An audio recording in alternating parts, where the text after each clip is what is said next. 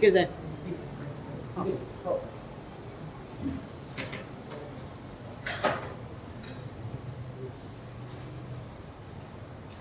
आजचे व्याख्याते श्री प्रवीणजी देशमुख यांना त्यांच्या व्याख्यानासाठी मी आमंत्रित करतो.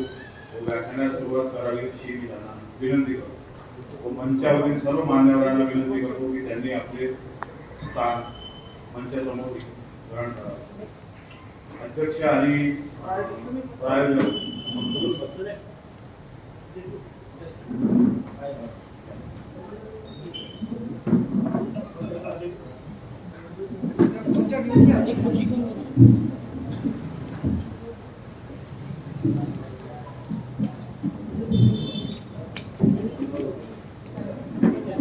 तुमचं जमलेलं ओके. किती कागद पाहिजे? काहीच नाही, मागे आहे माझी पिशवी आहे. माझा एक कागद तिथे राहिला. स्वराज्य संकल्पक शहाजीराजे भोसले.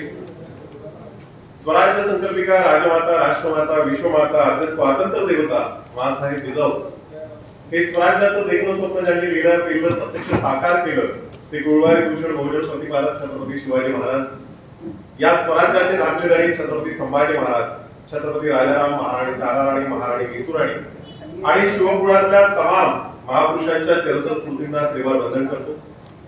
ज्यांच्या स्मृतीने हे दालन उभं झालेलं आहे ते भारतरत्न सर मोक्षगुंडम विश्वेश्वरय्या स्थापत्य अभियंता होते आणि छत्रपती शिवाजी महाराज सुद्धा आर्किटेक्चर आहेत, इंजिनियर आहेत आणि ते मी बोलणारच आहे.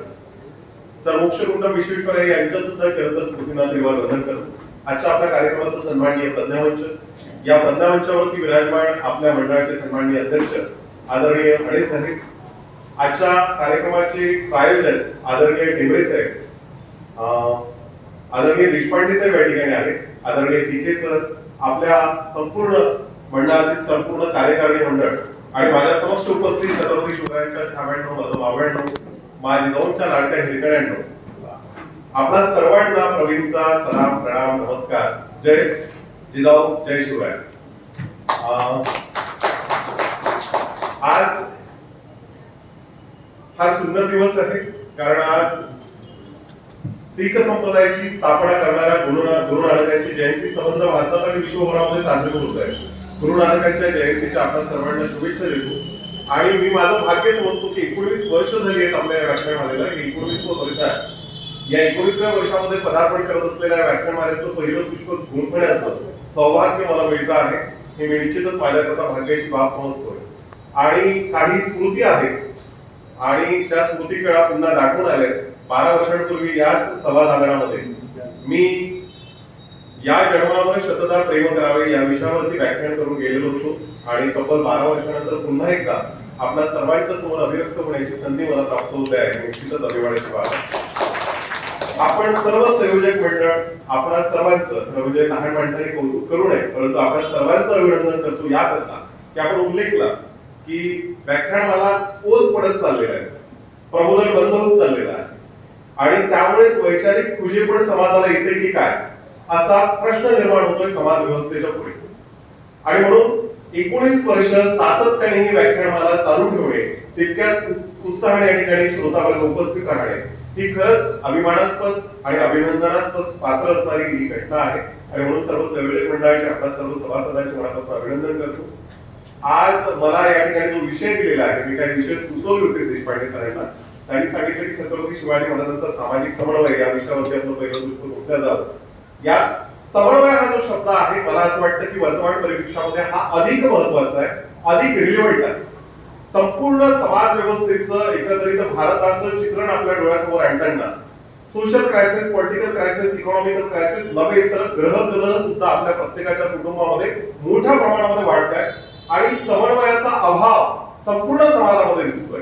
अशा परिस्थितीमध्ये आपण आपल्या इतिहासाची पडताळून बघितली पाहिजे, इतिहासामध्ये डोकावून बघितलं पाहिजे आणि या देशाने संपूर्ण जगाला समन्वय शिकवलेला होता त्याचं स्मरण आपल्याला झालं पाहिजे आणि त्याचं मूर्तिमंत जिवंत इतिहासातलं उदाहरण ते म्हणजे छत्रपती शिवाजी महाराज यांनी समन्वय निर्माण केलेला होता.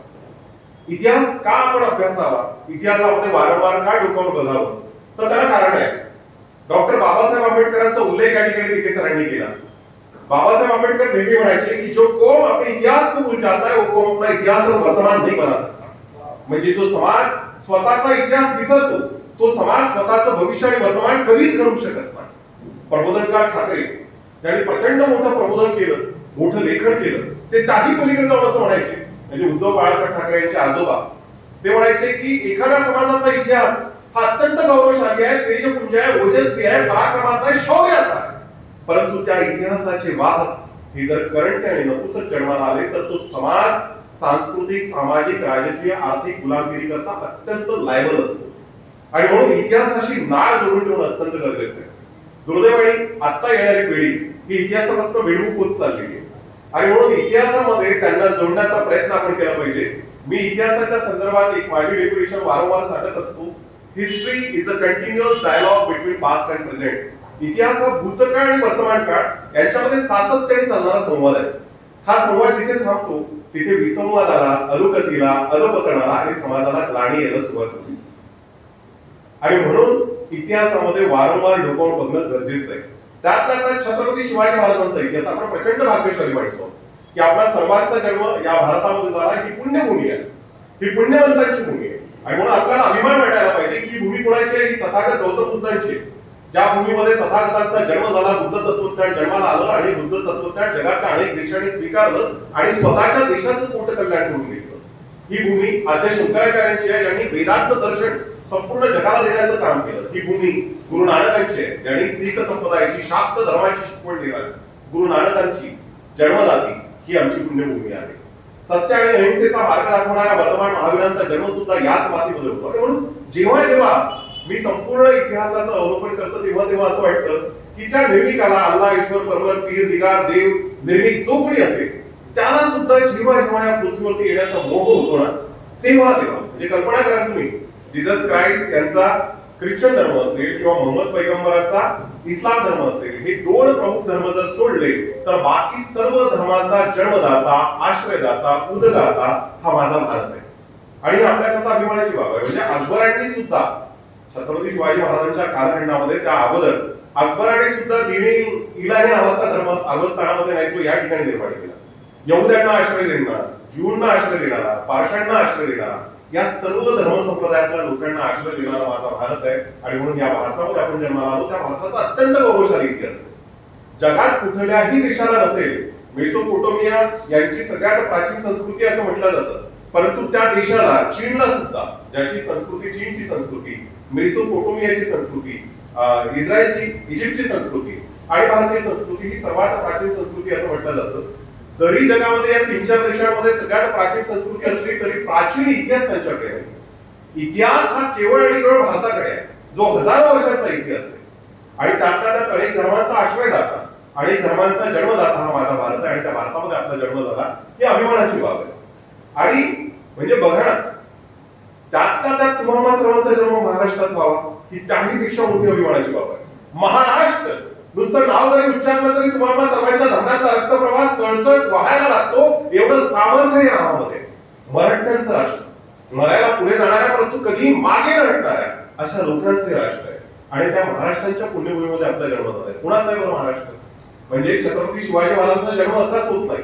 एक जमीन तयार होत असते, सुपीक होत असते आणि त्यामध्ये ज्यावेळेस बीज पडतं त्यावेळेस ते चांगल्या प्रकारे अंकुरत असतं. ही जमीन नांगरण्याचं, ही जमीन सुपीक करण्याचं, या जमिनीचं समाज भान जागृत करण्याचं काम कुणी केलं होतं या महाराष्ट्रामध्ये? महाराष्ट्र धर्म जागृत करण्याचं काम कुणी केलेलं होतं? इसवी सनाच्या 12व्या शतकामध्ये संत नामदेवांचा जन्म या पुण्यभूमीमध्ये होतो. आणि संत नामदेव सांगतात, नाचू कीर्तनाचे रंगी ज्ञान दीप लावले. या देशातल्या वस्ती, वाड्या, तांड्या, पाड्यामध्ये जोपर्यंत ज्ञानाचे दीप प्रज्वलित होणार नाही तोपर्यंत या महाराष्ट्राचं आणि या देशाचं पोट कल्याण होणार नाही. 12व्या शतकामध्ये आजपासून 800-900 वर्षाबद्दल नामदेवांनी सांगितलं.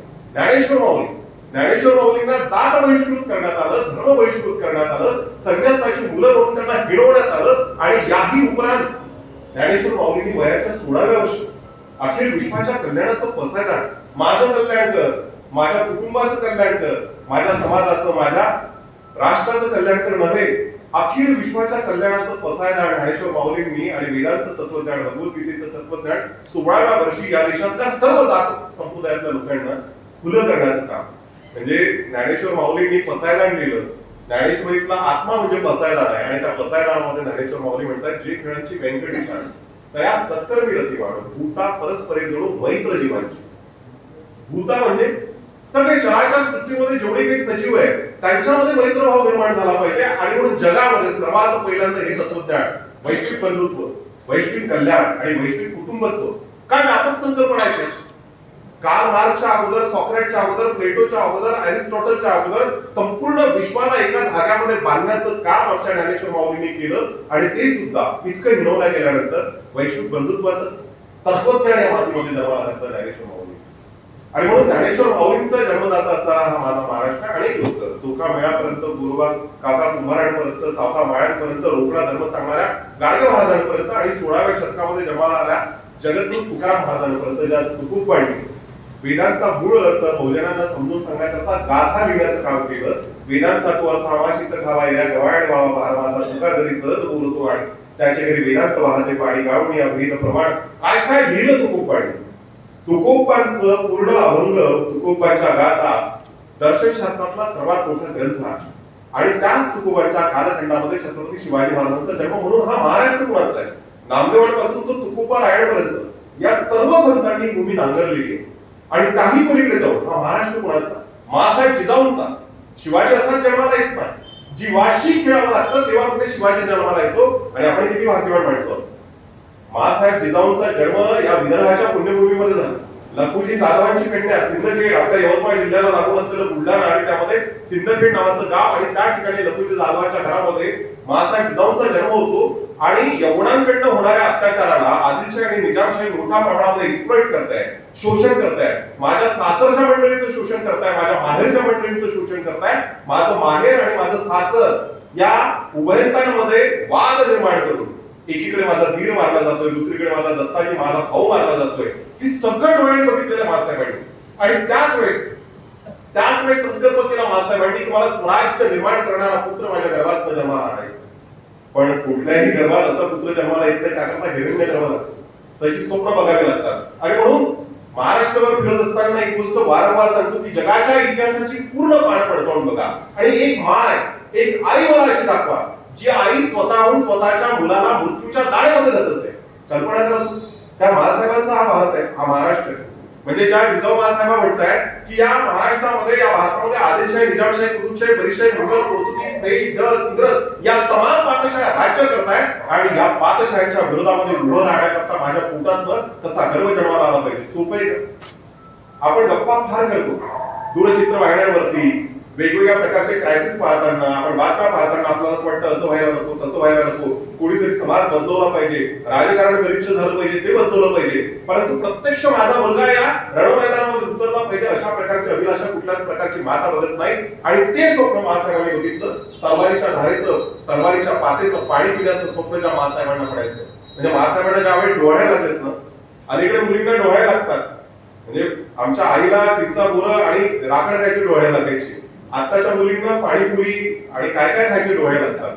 परंतु महासाहेबांना डोळे लागायचे. डोळे कसले होते तर मी त्या दरकोड बुर्जा किल्ल्यांवरती स्वयंसंचार करताय, अश्वावरती आरूढ होत आहे, यवनांच्या डोलामध्ये हातामध्ये तलवार घेते आणि त्या तलवारीच्या भरोशावरती नियतीच्या छाताडावरती नाचून माझ्या विजयाचा भगवा ध्वज त्या छाताडावरती फडकवते. अशी स्वप्न महासाहेबांना पडत होती आणि म्हणून तिच्या गर्भात शिवबा जन्माला आले. त्या महासाहेबांचा जन्म सुद्धा या महाराष्ट्रामध्ये झाला. हा महाराष्ट्र कोणाचा आहे? शहाजीराजे भोसले. एक मुलगा आपला तंजावरला पाठवलाय, दुसरा मुलगा दक्षिण भारतामध्ये ठेवलाय आणि संपूर्ण भारतामध्ये स्वराज्य निर्माण व्हावं या देशातल्या शेतकऱ्यांचं, कष्टकऱ्यांचं, मजुरांचं, हमालांचं, गुलामांचं, शोषितांचं, वंचितांचं, पीडितांचं, उपेक्षितांचं, आबालमुक्त स्त्रियांचं अभय प्रदान करणार, सर्वांना निर्भयपणे जगता येईल अशा प्रकारचं स्वराज्य निर्माण व्हावं ही स्वप्न ज्या माणसाने बघितलेली होती त्या शहाजीराजे भोसले यांचा हा महाराष्ट्र. हा महाराष्ट्र कोणाचा आहे? हा महाराष्ट्र वंदनीय राष्ट्रसंत तुकडोजी महाराज झाड घालवले शस्त्रबळी ते भक्तबळींनी सेना, फक्त टाळ कुठत बसले नाही. संत कुणाला म्हणावे याची सुद्धा व्याख्या ग्रामगीतेमध्ये राष्ट्रसंत तुकडोजी महाराजांनी केली. आपुले साधावे, उन्नती सौख्य द्यावे इतरांप्रती या उद्देशाची ही संस्कृती. संत म्हणून तिचं लागली म्हणजे स्वतःचा उत्कर्ष करण्याबरोबर समाजाचं, राष्ट्राचं आत्मभान ज्या माणसाला असतं त्याला संत म्हटलं पाहिजे. आणि राष्ट्रसंत तुकडोजी महाराज चीनच्या युद्धाच्या वेळेस, भारत पाकिस्तान युद्धाच्या वेळेस टाळ कुठत बसले नाही, केवळ भजन गायत बसले नाही, तर बॉर्डरवरती जाऊन तिथे राष्ट्र चेतना निर्माण करण्याचं काम ज्या संतांनी केलं त्या संतांचा जन्मदाता माझा भारत आहे, माझा महाराष्ट्र आहे. किती अभिमानाची बाब आहे. झाड जरूर शस्त्र बनेंगे, भक्त बनेंगे सेना, पत्थर सारे गाव बनेंगे, नाव लगेगी किनारे म्हणत चिमूर आष्टी शहीद यावली अमरावती जिल्ह्यामध्ये गाव आहे. ब्रिटिशांच्या विरोधामध्ये मोठा तिथे यलगार करण्याचं काम राष्ट्रसंतांच्या नेतृत्वामध्ये झालं. त्या राष्ट्रसंतांचा आमचा महाराष्ट्राचा महाराष्ट्र खराट आणि खंजिरीच्या निनादात चालतं बोलतं लोक विद्यापीठ. जो माणूस निरक्षर आहे त्या माणसाच्या नावाने एखादं विद्यापीठ व्हावं जगातलं सर्वात मोठं आश्चर्य आहे. चालतं बोलतं लोक विद्यापीठ आणि रोकडा धर्म सांगितलं साहेब गाडगे महाराजांनी. जो रोकडा धर्म आम्हाला छत्रपती शिवाजी महाराजांच्या जीवनचरित्रामध्ये पाहायला मिळतो. भुकेलेला अन्न द्या, तहानलेल्याला पाणी द्या, त्यांच्या अंगावरती वस्त्र नाही त्यांना वस्त्र द्या, ज्यांच्या लेकीबाईची लग्न होत नाही त्यांच्या लेकीबाईची लग्न लावून द्या, ज्यांच्या पोरांच्या शिक्षणाची सोय नाही त्यांच्याकरता शाळा बांधून द्या, आणि जे का रंजले गाजले त्यासी म्हणे जो आपले तोची साध ओळखावा देव तेथीची जाणावा, अशा प्रकारचा रोकडा धर्म सांगणाऱ्या कर्मवीर गाडगे महाराजांचा आमचा महाराष्ट्र आहे. आमचा महाराष्ट्र माझ्या डोक्यावर आणि दाढीवर जेवढी केस आहे तेवढी या देशातली या महाराष्ट्रातली बहुजनांची मुलं सर्वसामान्य लोकांची मुलं मला शिकून सक्षम बनवायची हा संकल्प सोडणाऱ्या कर्मवीर भाऊराव पाटलांची. कर्मवीर भाऊराव पाटलांचा एक प्रसंग सांगतो. छत्रपती शिवाजी महाराजांच्या नावाने भाऊसाहेब पंजाबराव देशमुख आणि कर्मवीर भाऊराव पाटील या दोघांनी संस्था या महाराष्ट्रामध्ये उभ्या केल्या. कर्मवीर भाऊराव पाटलांच्या संस्थांचं नाव सुद्धा रयत शिवाजी महाराजांच्या नावाने त्यांनी संस्था उभी केली. आणि भाऊसाहेब पंजाबराव देशमुखांचं तर आदर्शच प्रेरणास्थान छत्रपती शिवाजी महाराज आहे. म्हणून भाऊसाहेबांनी सुद्धा शिवाजी शिक्षण संस्था संपूर्ण विदर्भामध्ये त्याचं जाळ आपल्याला पाहायला मिळतं. या दोन्ही संस्था छत्रपती शिवाजी महाराजांकडनं प्रेरणा घेऊन उभ्या झाल्या. कर्मवीर भाऊराव पाटील सदरग्रस्त होते. या देशातल्या सर्वसामान्यांकरता शाळा उघडायच्या आहे म्हणून गावोगावी ते वर्गणी जमा करत फिरायचे आणि माधुकरी मागत असायचे, वर्गणी मागायचे, जोंधळ मागायचे, धान्य मागायचे, जे मिळत ते मागायचे. कर्मवीर एक दिवस एका मारवाडी ग्रहस्थाकडे गेले आणि ते म्हणाले की मला तुमच्या गावामध्ये शाळा या गावातल्या तुमच्या गावातल्या गरिबांकरता उघडायची तर त्याकरता मला देणगी हवी. तर ते मारवाडी सदग्रस्त म्हणाले की ठीक आहे, तुम्हाला शाळेला लागणारी जमीन मी द्यायला तयार आहे, शाळेच्या इमारतीला लागणारा पैसा मी द्यायला तयार आहे. माझी एकच अट आहे की तुमच्या संस्थेला आणि संस्थानाला दिलेलं छत्रपती शिवाजी महाराजांचं नाव तेवढं बदलवा आणि माझ्या आईचं नाव तेवढं द्या. काय उत्तर द्यावं कर्मवीर भाऊराव पाटलांनी. आज तो पाठीचा कणा ताट असणारी माणसं आम्हाला समाजात दिसत नाही. कर्मवीर भाऊराव पाटील म्हणतात अरे प्रसंग पडलाच तर सख्या बापाचं नाव बदलेल परंतु माझ्या संस्थानाला दिलेलं छत्रपती शिवाजी महाराजांचं नाव बदलणार नाही. हे ठासून सांगणाऱ्या कर्मवीर भाऊराव पाटलांचा हा महाराष्ट्र आहे. आमचा महाराष्ट्र डॉक्टर बाबासाहेब आंबेडकर, बोधिसत्व, भारतरत्न, भारतीय राज्यघटनेचे शिल्पकार, सिम्बल ऑफ नॉलेज, अनेक विशेषण ज्या माणसाच्या पुढे फिटी पडतात त्या माणसाचा महाराष्ट्र आहे. आमचा महाराष्ट्र लोकशाहीर अण्णाभाऊ साठे 15/1947 ला पहिला माणूस ज्यांनी महाराष्ट्राच्या विधिमंडळावरती मोर्चा केलेला होता आणि छत्रपती शिवाजी महाराजांच्या नावाचे पोवाडे रसियाच्या चौकात लेणींच्या समोर गायलेले होते. त्या लोकशाहीर अण्णाभाऊ साठेंचा, जे लोकशाहीर अण्णाभाऊ साठे म्हणायचे यह आजादी झूठी है और देश की जनता भूकी है, त्या लोकशाहीर अण्णाभाऊ साठेंचा आमचा महाराष्ट्र आहे, भाऊसाहेब पंजाबरावांचा. आणि त्या महाराष्ट्रामध्ये म्हणजे या महाराष्ट्राचं वर्णन करताना कवी सुद्धा फार सुंदर म्हणतात. हा महाराष्ट्र कोणाचा आहे? मराठी मनाचा मावळ मातीचा महाराष्ट्र, भक्तीच्या आयलतीराचा, शक्तीच्या पैलतीराचा महाराष्ट्र, मातीत धुमसणाऱ्या तेजोमय रक्तीला कुंकुम कर्नाटकाचा धगधगता इतिहास दुरातून चेतणारा घरचा महाराष्ट्र म्हणत मराठी माणसाचा स्वाभिमान पेटवणाऱ्या नरवीरांचा महाराष्ट्र आहे, शिवबांचा, संभाजी महाराजांचा महाराष्ट्र आहे. अशा या महाराष्ट्रात आपला जन्म झाला आणि अत्यंत गौरवशाली इतिहास अगदी नामदेवांपासून ज्ञानेश्वरांपासून बाबासाहेबांनी लोकशाहीर अण्णाभाऊ, भाऊसाहेब पंजाबराव देशमुखांपर्यंत अत्यंत गौरवशाली इतिहास या महाराष्ट्राचा आलाय आणि या इतिहासात डोकावून पाहणं अत्यंत गरजेचं आहे. कारण समन्वयाचा अभाव समाजाला अत्यंत घातक असतो. छत्रपती शिवाजी महाराज समन्वयाचं मूर्तिमंत उदाहरण सेतू माधवराव पगडी त्यांच्या लिखाणामध्ये म्हणजे छत्रपती शिवाजी महाराजांवरती विपुल लेखन सेतू माधवराव पगडी यांनी केलं आणि ते म्हणतात की जगातलं एकमेव अद्वितीय उदाहरण म्हणजे छत्रपती शिवाजी महाराज असे आहेत की या महाराष्ट्रावर आणि या भारतावरती जे आक्रमण आलेले आहेत, जे यवन आलेले आहेत, म्हणजे कोण आलं? मुघल आले, पोर्तुगीज आले, डच आले, फ्रेंच आले, आदिलशाही होती, निजामशाही होती, कुतुबशाही होती, बरीचशाही होती. या तमाम पातशाह्यांनी या महाराष्ट्राला आणि या भारताला ओरबडून खाण्याचा प्रयत्न केला, पण कुणाही व्यक्तीबद्दल व्यक्तिशः आकस न बाळगणारा राजा जगाच्या पाठीवर एकमेव आहे आणि ते म्हणजे छत्रपती शिवाजी महाराज, ज्यांना कुठल्याच समाजाचा, कुठल्याच धर्माचा आकस नव्हता. शिवचरित्रात अनेक पैलू आहेत आणि त्या सगळ्या पैलूंवरती आपल्याला बोलता येणार नाही आणि म्हणून ओझरता स्पर्श छत्रपती शिवाजी महाराजांच्या शिवचरित्रातला याच यवतमाळमध्ये म्हणजे जशा भागवताचा सप्ताह चालतो तसा मी शिव सप्ताह चालवण्याचा प्रयत्न काही शाळांमध्ये केलेला होता. शिवचरित्रातल्या रोज एक एक कथा सांगायच्या, कधी तानाजी मालुसरेंची, कधी बाजीप्रभू देशपांडेंची, कधी एखादी तानाजी नरसप्रभूंची, एक एक कथा रोज रोज सांगायची, असा प्रयत्न पण मी केलेला होता. शिवचरित्राला अनेक प्रेम आहेत. म्हणजे शिवाजी महाराजांचं स्त्रियांविषयक धोरण कसं होतं, छत्रपती शिवाजी महाराजांचं शेतकऱ्यांविषयक धोरण कसं होतं, छत्रपती शिवाजी महाराजांचं धार्मिक धोरण कसं होतं, छत्रपती शिवाजी महाराज एक उत्कृष्ट आर्किटेक्चर इंजिनियर कसे होते, छत्रपती शिवाजी महाराज मॅनेजमेंट गुरु कसे होते, छत्रपती शिवाजी महाराज एक उत्कृष्ट शेतकरी कसे होते, जल सिंचनाच्या संदर्भातलं त्यांचं ज्ञान काय होतं, असे अनेक पैलू आहेत. आणि विशेषतः सर्व जात वर्ग संप्रदायातल्या लोकांचा समन्वय साधण्याचं काम आणि विचार वारसा लक्षात घेणं. त्यावेळेस संत काय म्हणजे जगद्गुरु तुकाराम महाराज लोहगावला राहतात, लोहगावला त्याचे कीर्तन होतात. पुणे, सुपे, चाकण, इंदापूर या परगड्याची जहागिरी ज्यावेळेस शहाजी राजांना आणि शहाजी राजांमार्फत जिजाऊ महासाहेबांनी शुभांना मिळते, त्यावेळेस शहाजी राजा बंगळुरूला आहेत कर्नाटकामध्ये. आणि बंगळुरूवरनं बुडवर मावळे काही सरदार मासाहेब जिजाऊ, छत्रपती शिवाजी महाराज, शिवरायांकडे एक राजमुद्रा, भगवी पताका आणि काही पैसे देऊन पुणे, सुपे, चाकण, इंदापूर परगण्यामध्ये 12 वर्षाचं वय छत्रपती शिवाजी महाराज त्या ठिकाणी आलेला आहे. आणि राजमुद्रेमध्ये सुद्धा उद्दिष्ट लिहिलेले आहे, लास्ट डेस्टिनेशन ऑफ पॉवर स्वराज्य लिहिलेलं आहे. ती राजमुद्रा सोपी नव्हती. प्रतिपचंद्र लेखे व वरदिष्णू विष्णू वंदिता शाहश्रो शिवशेषा मुद्रा भद्राय राजते. प्रतिपदेच्या चंद्रकोरेप्रमाणे शुभा तुझे राज्य वाढत जाणार आणि लोककल्याणाकरता झटणार असावं. आणि शुभांच्या पूर्णच्या पूर्ण 50 वर्ष छत्रपती शिवाजी महाराज जगलेल्या 19 फेब्रुवारी 1630 ते 3 एप्रिल 1680 हा 50 वर्षाचा कालखंड आहे. आम्ही तर अगदी ताकदीने म्हणत असतो, शिवाजी महाराजांच्या वाट्याला जर 70-80 वर्षाचं आयुष्य आलं असतं, शिवाजी महाराजांनी काय तयार केलेलं आहे, घोडदळ तयार केलेलं आहे, पायदळ आहे, घोडदळ आहे, आरमार उभं केलेलं आहे. म्हणजे शिवाजी महाराजांकडे झुलता तोफखाना आहे, शिवाजी महाराजांचे तळकोकणामध्ये मोठमोठाले कारखाने, म्हणजे शिवाजी महाराजांकडे पायदळ जमिनीवर चालणार काय, शिवाजी महाराजांकडे डिफेन्स मधले सगळेच आहे. शिवाजी महाराज जर 5-25 वर्ष जगलेच कॅन्टीन, शिवाजी महाराजांनी आरमार उभं केलं. म्हणजे navy, founder of Indian navy कोण आहे? आजही तुम्ही नेव्ही मध्ये जर गेला तर फाउंडर ऑफ इंडियन नेव्ही म्हणून छत्रपती शिवाजी महाराजांना संबोधलं जातं. कारण सर्वात पहिला ज्यावेळेस जंजिरावरती आक्रमण करायला छत्रपती शिवाजी महाराज जात आहेत, तर तरंगणारा तोफखाना, आरमार सुरक्षित 720 किलोमीटरचा समुद्र किनारा महाराष्ट्राला लाभलेला आहे. आणि या समुद्राच्या मार्गाने पोर्तुगीज येत आहेत, डच येत आहेत, इंग्रज येत आहेत. उत्तर शिव कालखंडामध्ये, मराठ्यांच्या उत्तर कालखंडामध्ये हा संपूर्णच्या संपूर्ण तोफखाना आरमार शिवाजी महाराजांचं उद्ध्वस्त झालं. कदाचित ते उद्ध्वस्त झालं नसतं तर हा भारत ब्रिटिशांच्या गुलामगिरीत गेला नसता. कारण संपूर्णच्या संपूर्ण महाराष्ट्राला सुरक्षित करण्याचं काम 16व्या शतकामध्ये शिवबांनी केलेलं आहे.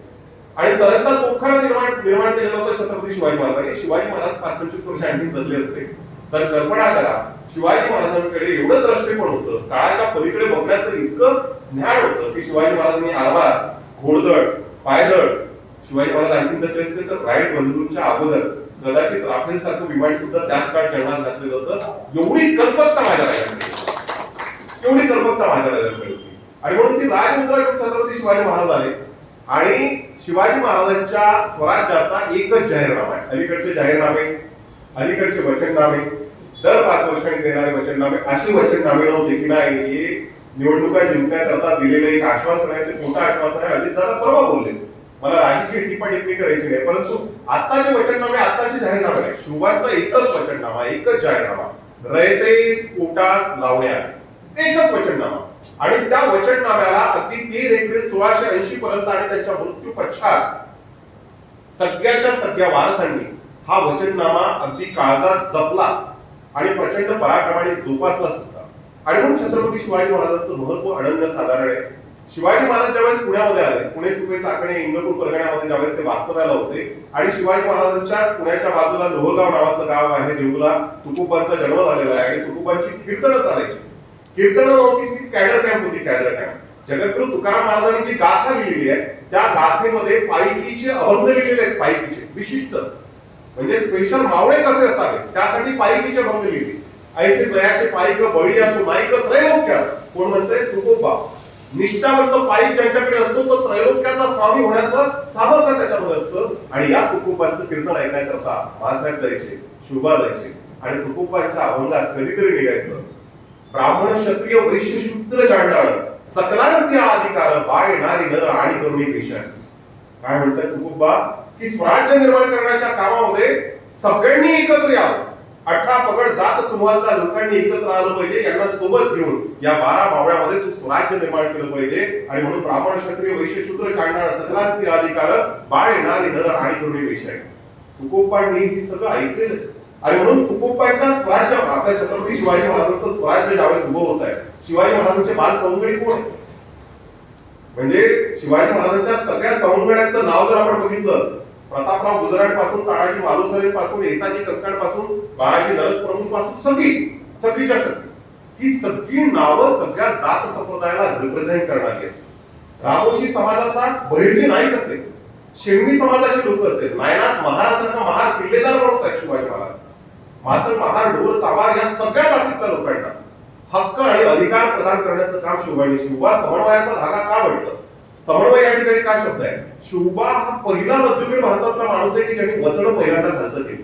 सगळ्यात पहिल्यांदा जर शिवबांनी हातामध्ये स्वराज्य ज्यावेळेस घेतलं, म्हणजे विष्णू शास्त्री नेहमी म्हणायचे की शिवबांच्या महत्तेचं गमक काय, तर जे झोपले होते त्यांना जागं केलं, जे जागे होते त्यांना चालतं केलं, जे चालते होते त्यांना धावतं केलं आणि धावत्यांच्या खांद्यावरती स्वराज्याची पताका दिली.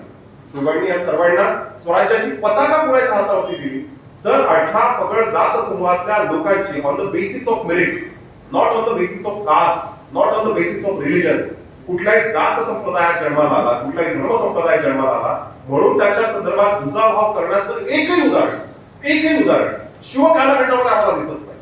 आणि म्हणून अनेक किल्ल्याचे किल्लेदार आपल्याला माते समाजातले दिसतात, महार समाजातले दिसतात, रामोशी समाजातले. रामोशी माहिती आहे तुम्हाला? आपण यांना आपल्या विदर्भामध्ये पारधी म्हणतो.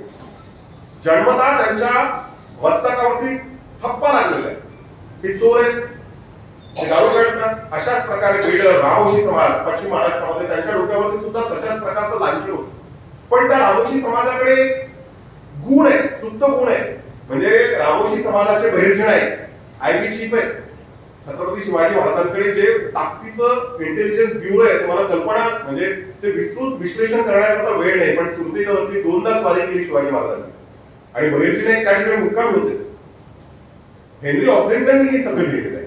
म्हणजे अनेक निकोलाव मनुचींनी लिहिलेलं आहे, हाफी खानांनी लिहिलेलं आहे, अनेक लोकांनी हा इतिहासकारांनी हे सगळं लिहून ठेवलेलं आहे. या सगळ्या इतिहासकारांचं अध्ययन करताना आपल्याला एक लक्षात येतं की छत्रपती शिवाजी महाराजांचं इंटेलिजन्स ब्युरोचा चीफ कोण आहे? रामोशी समाज. जो रामोशी समाज आज कुठे शेड्यूल ट्राईब मध्ये आहे, त्या शेड्यूल ट्राईब मधला एक Bahirji Naik chief of intelligence bureau आहे. शिवाजी महाराजांनी समन्वय निर्माण केलं, 18 पगड जातीतल्या लोकांना एकत्र आणलं. छत्रपती शिवाजी महाराजांनी पहिल्यांदा काय केलं? सर्वात पहिल्यांदा म्हणजे सगळेच्या सगळे चंद्रराव मोरे कोण आहे? शिवाजी महाराजांचे मेवणे. पण मोरे चंद्रराव मोरे स्वतःला काय समजतात? वतनदार समजतात, राजा समजतात. मी राजा झालो की बाकी प्रजा आणि प्रजेचं शोषण करण्याकरता मी मोकळ. आणि म्हणून जाऊच्या चंद्रराव मोऱ्यांपासून तर निंबाळकरांपर्यंत आपले सगळे सोयरे का असेना, परंतु वतन खर्च झाली पाहिजे. कोणी राजा नाही, कोणी सरदार नाही, कोणी वतनदार नाही, ही प्रजा आहे. आणि आपण प्रजेचे विश्वस्त आहोत. विश्वस्त नावाची संकल्पना सुद्धा शिवरायांच्या कालखंडात म्हणजे शिवाजी महाराजांकडे ते 360 किल्ले त्यांच्या मृत्यू पश्चात होती. आपण मृत्यूपर्यंत होती असं आपल्याला सगळ्यांना वाचनात येतं. तुम्ही एका तरी किल्ल्याचं नाव सांगा बरं की छत्रपती शिवाजी महाराजांनी एखाद्या तरी किल्ल्याला आपल्या आऊसाहेबांचं नाव दिलेलं आहे, आपल्या आजीचं म्हैसाळीचं नाव दिलेलं आहे, आपल्या आजोबांचं म्हणजे त्यांच्या आजोबा जे आहेत त्यांचं नाव दिलेलं आहे, शहाजीराजांचं नाव दिलेलं आहे, विठोबाजी त्यांचे आजोबा आहेत, विठोबाजी भोसलेंचं नाव दिलं आहे. कुणाचंच नाही. आपल्या पुराचं, संभाजीचं, राजारामांचं, तानाराणीचं कुणाचंच नाही. कारण शिवाजी महाराज म्हणायचे शिवाजी महाराजांच्या गळ्यामध्ये कवड्याची माळ असते. कवड्याची माळ, हिरे जळीत, रत्न जळीत अशा माळा नाहीये. कवड्याच्या माळा घातल्या. आणि कवडी कशाचं प्रतीक आहे? गाडी महाराजांच्या काळामध्ये सुद्धा कवडी असायची. छत्रपती शिवाजी महाराजांच्या गळ्यामध्ये कवडी आहे, छत्रपती संभाजी महाराजांच्या गळ्यामध्ये कवडी आहे. आणि ही कवडी कशाचं प्रतीक आहे? कवडी म्हणजे उपभोग शून्य स्वामित्व. या चराचर सृष्टीमध्ये मी संपत्ती निर्माण करतोय, ह्या संपत्तीचा मी मालक नाहीये, या संपत्तीचा मी विश्वस्त आहे. विश्वस्त ही संपत्ती या देशातल्या शेतकरी, कष्टकरी, मजुरांकरता खर्च घालायची आहे, त्यांच्याकरता ही संपत्ती आहे. आणि मग शिवाजी महाराजांचं धोरण समन्वयाचं कसं होतं? शिवाजी महाराजांनी सुरत लुटली. जानेवारी 1663 छत्रपती शिवाजी महाराज सुरतवरती जातात. बहिर्जी नाईक त्या ठिकाणी मुक्कामाला आहे. आणि बहिर्जी नाईकांकडे किती गुप्त असावे? 1000च्या वर आकडा आहे. परंतु कुणाचीच नाव इतिहासामध्ये नाहीये. इतकं गुप्त खात आहे, ते नाव कुणाला माहिती नसायचं.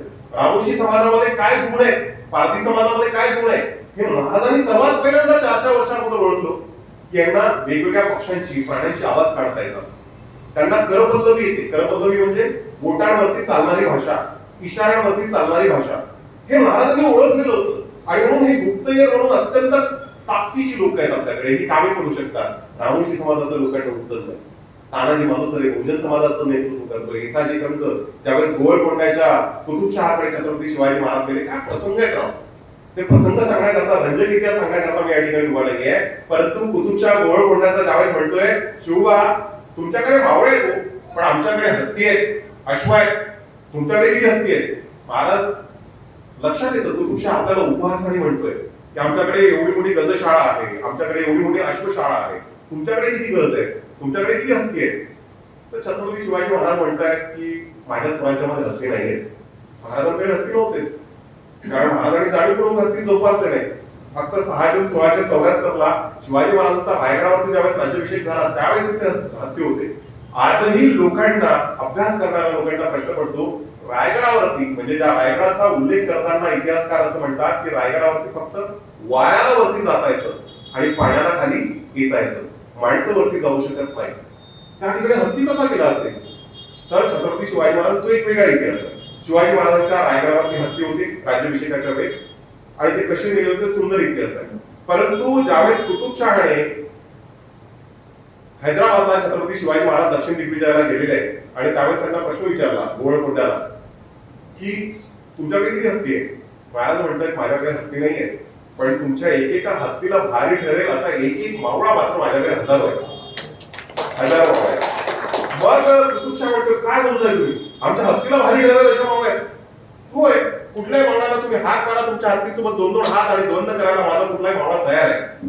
आणि मग तो हत्ती सोडला जातो आणि कुतुबशहा म्हणतोय खरंच या हत्तीसोबत तुमचा कुठला मावळा लढू शकतो का? छत्रपती शिवाजी महाराजांच्या नजरेचा इशारा दाखल होता. इसाजी कंक तसाच मैदानात उतरला. इसाजी कंक द्वंद करतोय आणि एका क्षणात वीज चमकावी तशी हत्तीची सोड कापून त्याला निस्तनाबूद करतोय. आणि कुतुबशहा त्यावेळेस त्याच्या मुखातून शब्द निघतायत की महाराज तुम्ही खरं बोललात, तुम्हाला खरंच हत्तींची गरज नाही. हत्तींपेक्षा 10 पटीनं बळ असणारे आणि चपळ असणारे मावळे तुमच्याकडे आहे. मला कोणी पराभूत करू शकत नाही. माझा राजा किती गौरवशाली होता एक उदाहरण सांगतो तुम्हाला. अलीकडे संशोधक केतनपुरी नावाचा आमचा मित्र आहे, फार सुंदर मांडलेला आहे. हा केतनपुरी लिहितोय की ज्यावेळेस दक्षिण दिग्विजयाला 1676 ला छत्रपती शिवाजी महाराजांचा राज्याभिषेक झाला आणि त्यानंतर दक्षिण दिग्विजयाला निघाले. तर हैदराबाद पासून तर गोवळकोंड्याचा किल्ला साधारणतः 30 मैल आहे. 15-20 किलोमीटर असेल तो. सोन्याची फुलं बनवलेली आहेत कुतुबशहाने. सोन्याची फुलं. औरंगजेब बादशाह जगातला सर्वात बलशाली बादशाह, ज्याला पराभूत करणारा, त्याला जेरी सांडणारा राजा माझ्या स्वराज्यामध्ये येतोय आणि म्हणून कुंकवाचा सडा टाकलेला आहे. सडा पूर्ण शेणाचा सडा लागवड करून त्यावरती कुंकवाचं शिंपड केलेलं आहे. चंदन त्या चंदनाची फुलं, सोन्याची फुलं, दुतर्फा बाया सुवासिनी ओवायला ठेवलेल्या आहे आणि स्वतः कुतुबशहा हैदराबादच्या बॉर्डरवरती रिसीव्ह करण्याकरता छत्रपती शिवाजी महाराजांना येतोय आणि शिवाजी महाराजांना घेऊन जातोय गोवळकोंड्याला. हे माझ्या महाराजांचं महात्म्य होतं. हे महात्म्य कसं प्राप्त झालं? हे महात्म्य कसं म्हणजे सोपं कसं समन्वय हात कसा? शिवाजी महाराजांनी सगळ्या जातीतल्या लोकांना एकत्र आणलं. 12 बलुतेदार, 18 बलुतेदार या सर्वांना एकत्र केलं आणि मावळ प्रांतामध्ये स्वराज्य उभं केलं. हे स्वराज्य उभं करताना शिवाजी महाराजांनी कधीच मिष्टान्न खात बसतोय बा मी राजा म्हणून वेगळा, मावळ्यांच्या ताटातली चटणी भाकर कांदा खाणारा एकमेव आहे. आणि म्हणून मी एक उदाहरण फार सांगत असतो की समन्वय कशा म्हणतात. तर एक गंमत सांगतो तुम्हाला. अलीकडच्या काळामध्ये राजसत्ता सर्वोच्च स्थानावरती आहे. राजसत्ता सर्वोच्च स्थानावरती. मी आतापर्यंत 75 वर्षातला सगळा म्हणजे फक्त वर्तमानात डोळ्यासमोर आणला राजसत्ता सर्वोच्च स्थानावरती आहे.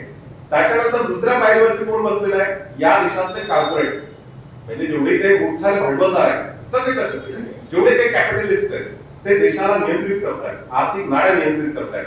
पॉलिटिकल लीडर सगळ्यात वरती आहे.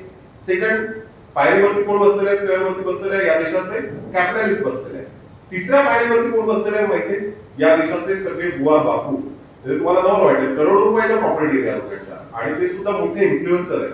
चौथ्या पायरीवर बसलेले आहे या देशातले ब्युरोक्रॅट्स, सेक्रेटरी असेल, IAS असेल, IFS असेल, ही सगळी फोर्स पायरीवर बसलेली आहे, चौथ्या पायरीवर. सगळ्यात वरच्या पायरीवर राजसत्ता आहे, दुसऱ्या पायरीवरती कोण बसलेले आहे, कॅपिटलिस्ट, तिसऱ्या पायरीवर धर्मसत्ता आहे, चौथ्या पायरीवर या देशातले ब्युरोक्रॅट्स आहे, पाचव्या पायरीवरती तुम्ही आम्ही बसलेलो आहोत, या देशातली मध्यमवर्ग, व्हाईट कॉलर लोक, ज्याला समस्यांची जाणीव आहे, समस्यांसंदर्भात काय चिंतन आहे, वेदना सुद्धा आहे, परंतु त्यावरती उपाययोजना करण्याची हिंमत नाही. आणि सगळ्यात खालच्या पायरीवर कोण बसलेला आहे, या देशातला शेतकरी, कष्टकरी मजूर, जो ओल्या दुष्काळाने होरपळतोय. रोज 17 ते 19 शेतकरी रोज या विदर्भातला, मराठवाड्यातला आणि महाराष्ट्रातला आत्महत्या करतोय. आमच्या संवेदना आता हळूहळू नपुसक होत चाललेल्या आहेत, मूल्य माना टाकून मरत आहेत, आणि म्हणून विचारांची पेरणी करणं ही अत्यंत गरजेची आहे. मूल्य केव्हा माना टाकून मरतात माहितीये, समाजातला विचार नष्ट व्हायला लागतो त्यावेळेस मूल्य माना टाकून मरतात. माझ्या राजाचं स्मरण लोकशाहीमध्ये सुद्धा का हवं? राजा तर राजा होते ना, राजेशाही होती, मग राजेशाहीचं स्मरण 400 वर्षानंतर लोकशाहीमध्ये का व्हावं? पराकोटीच्या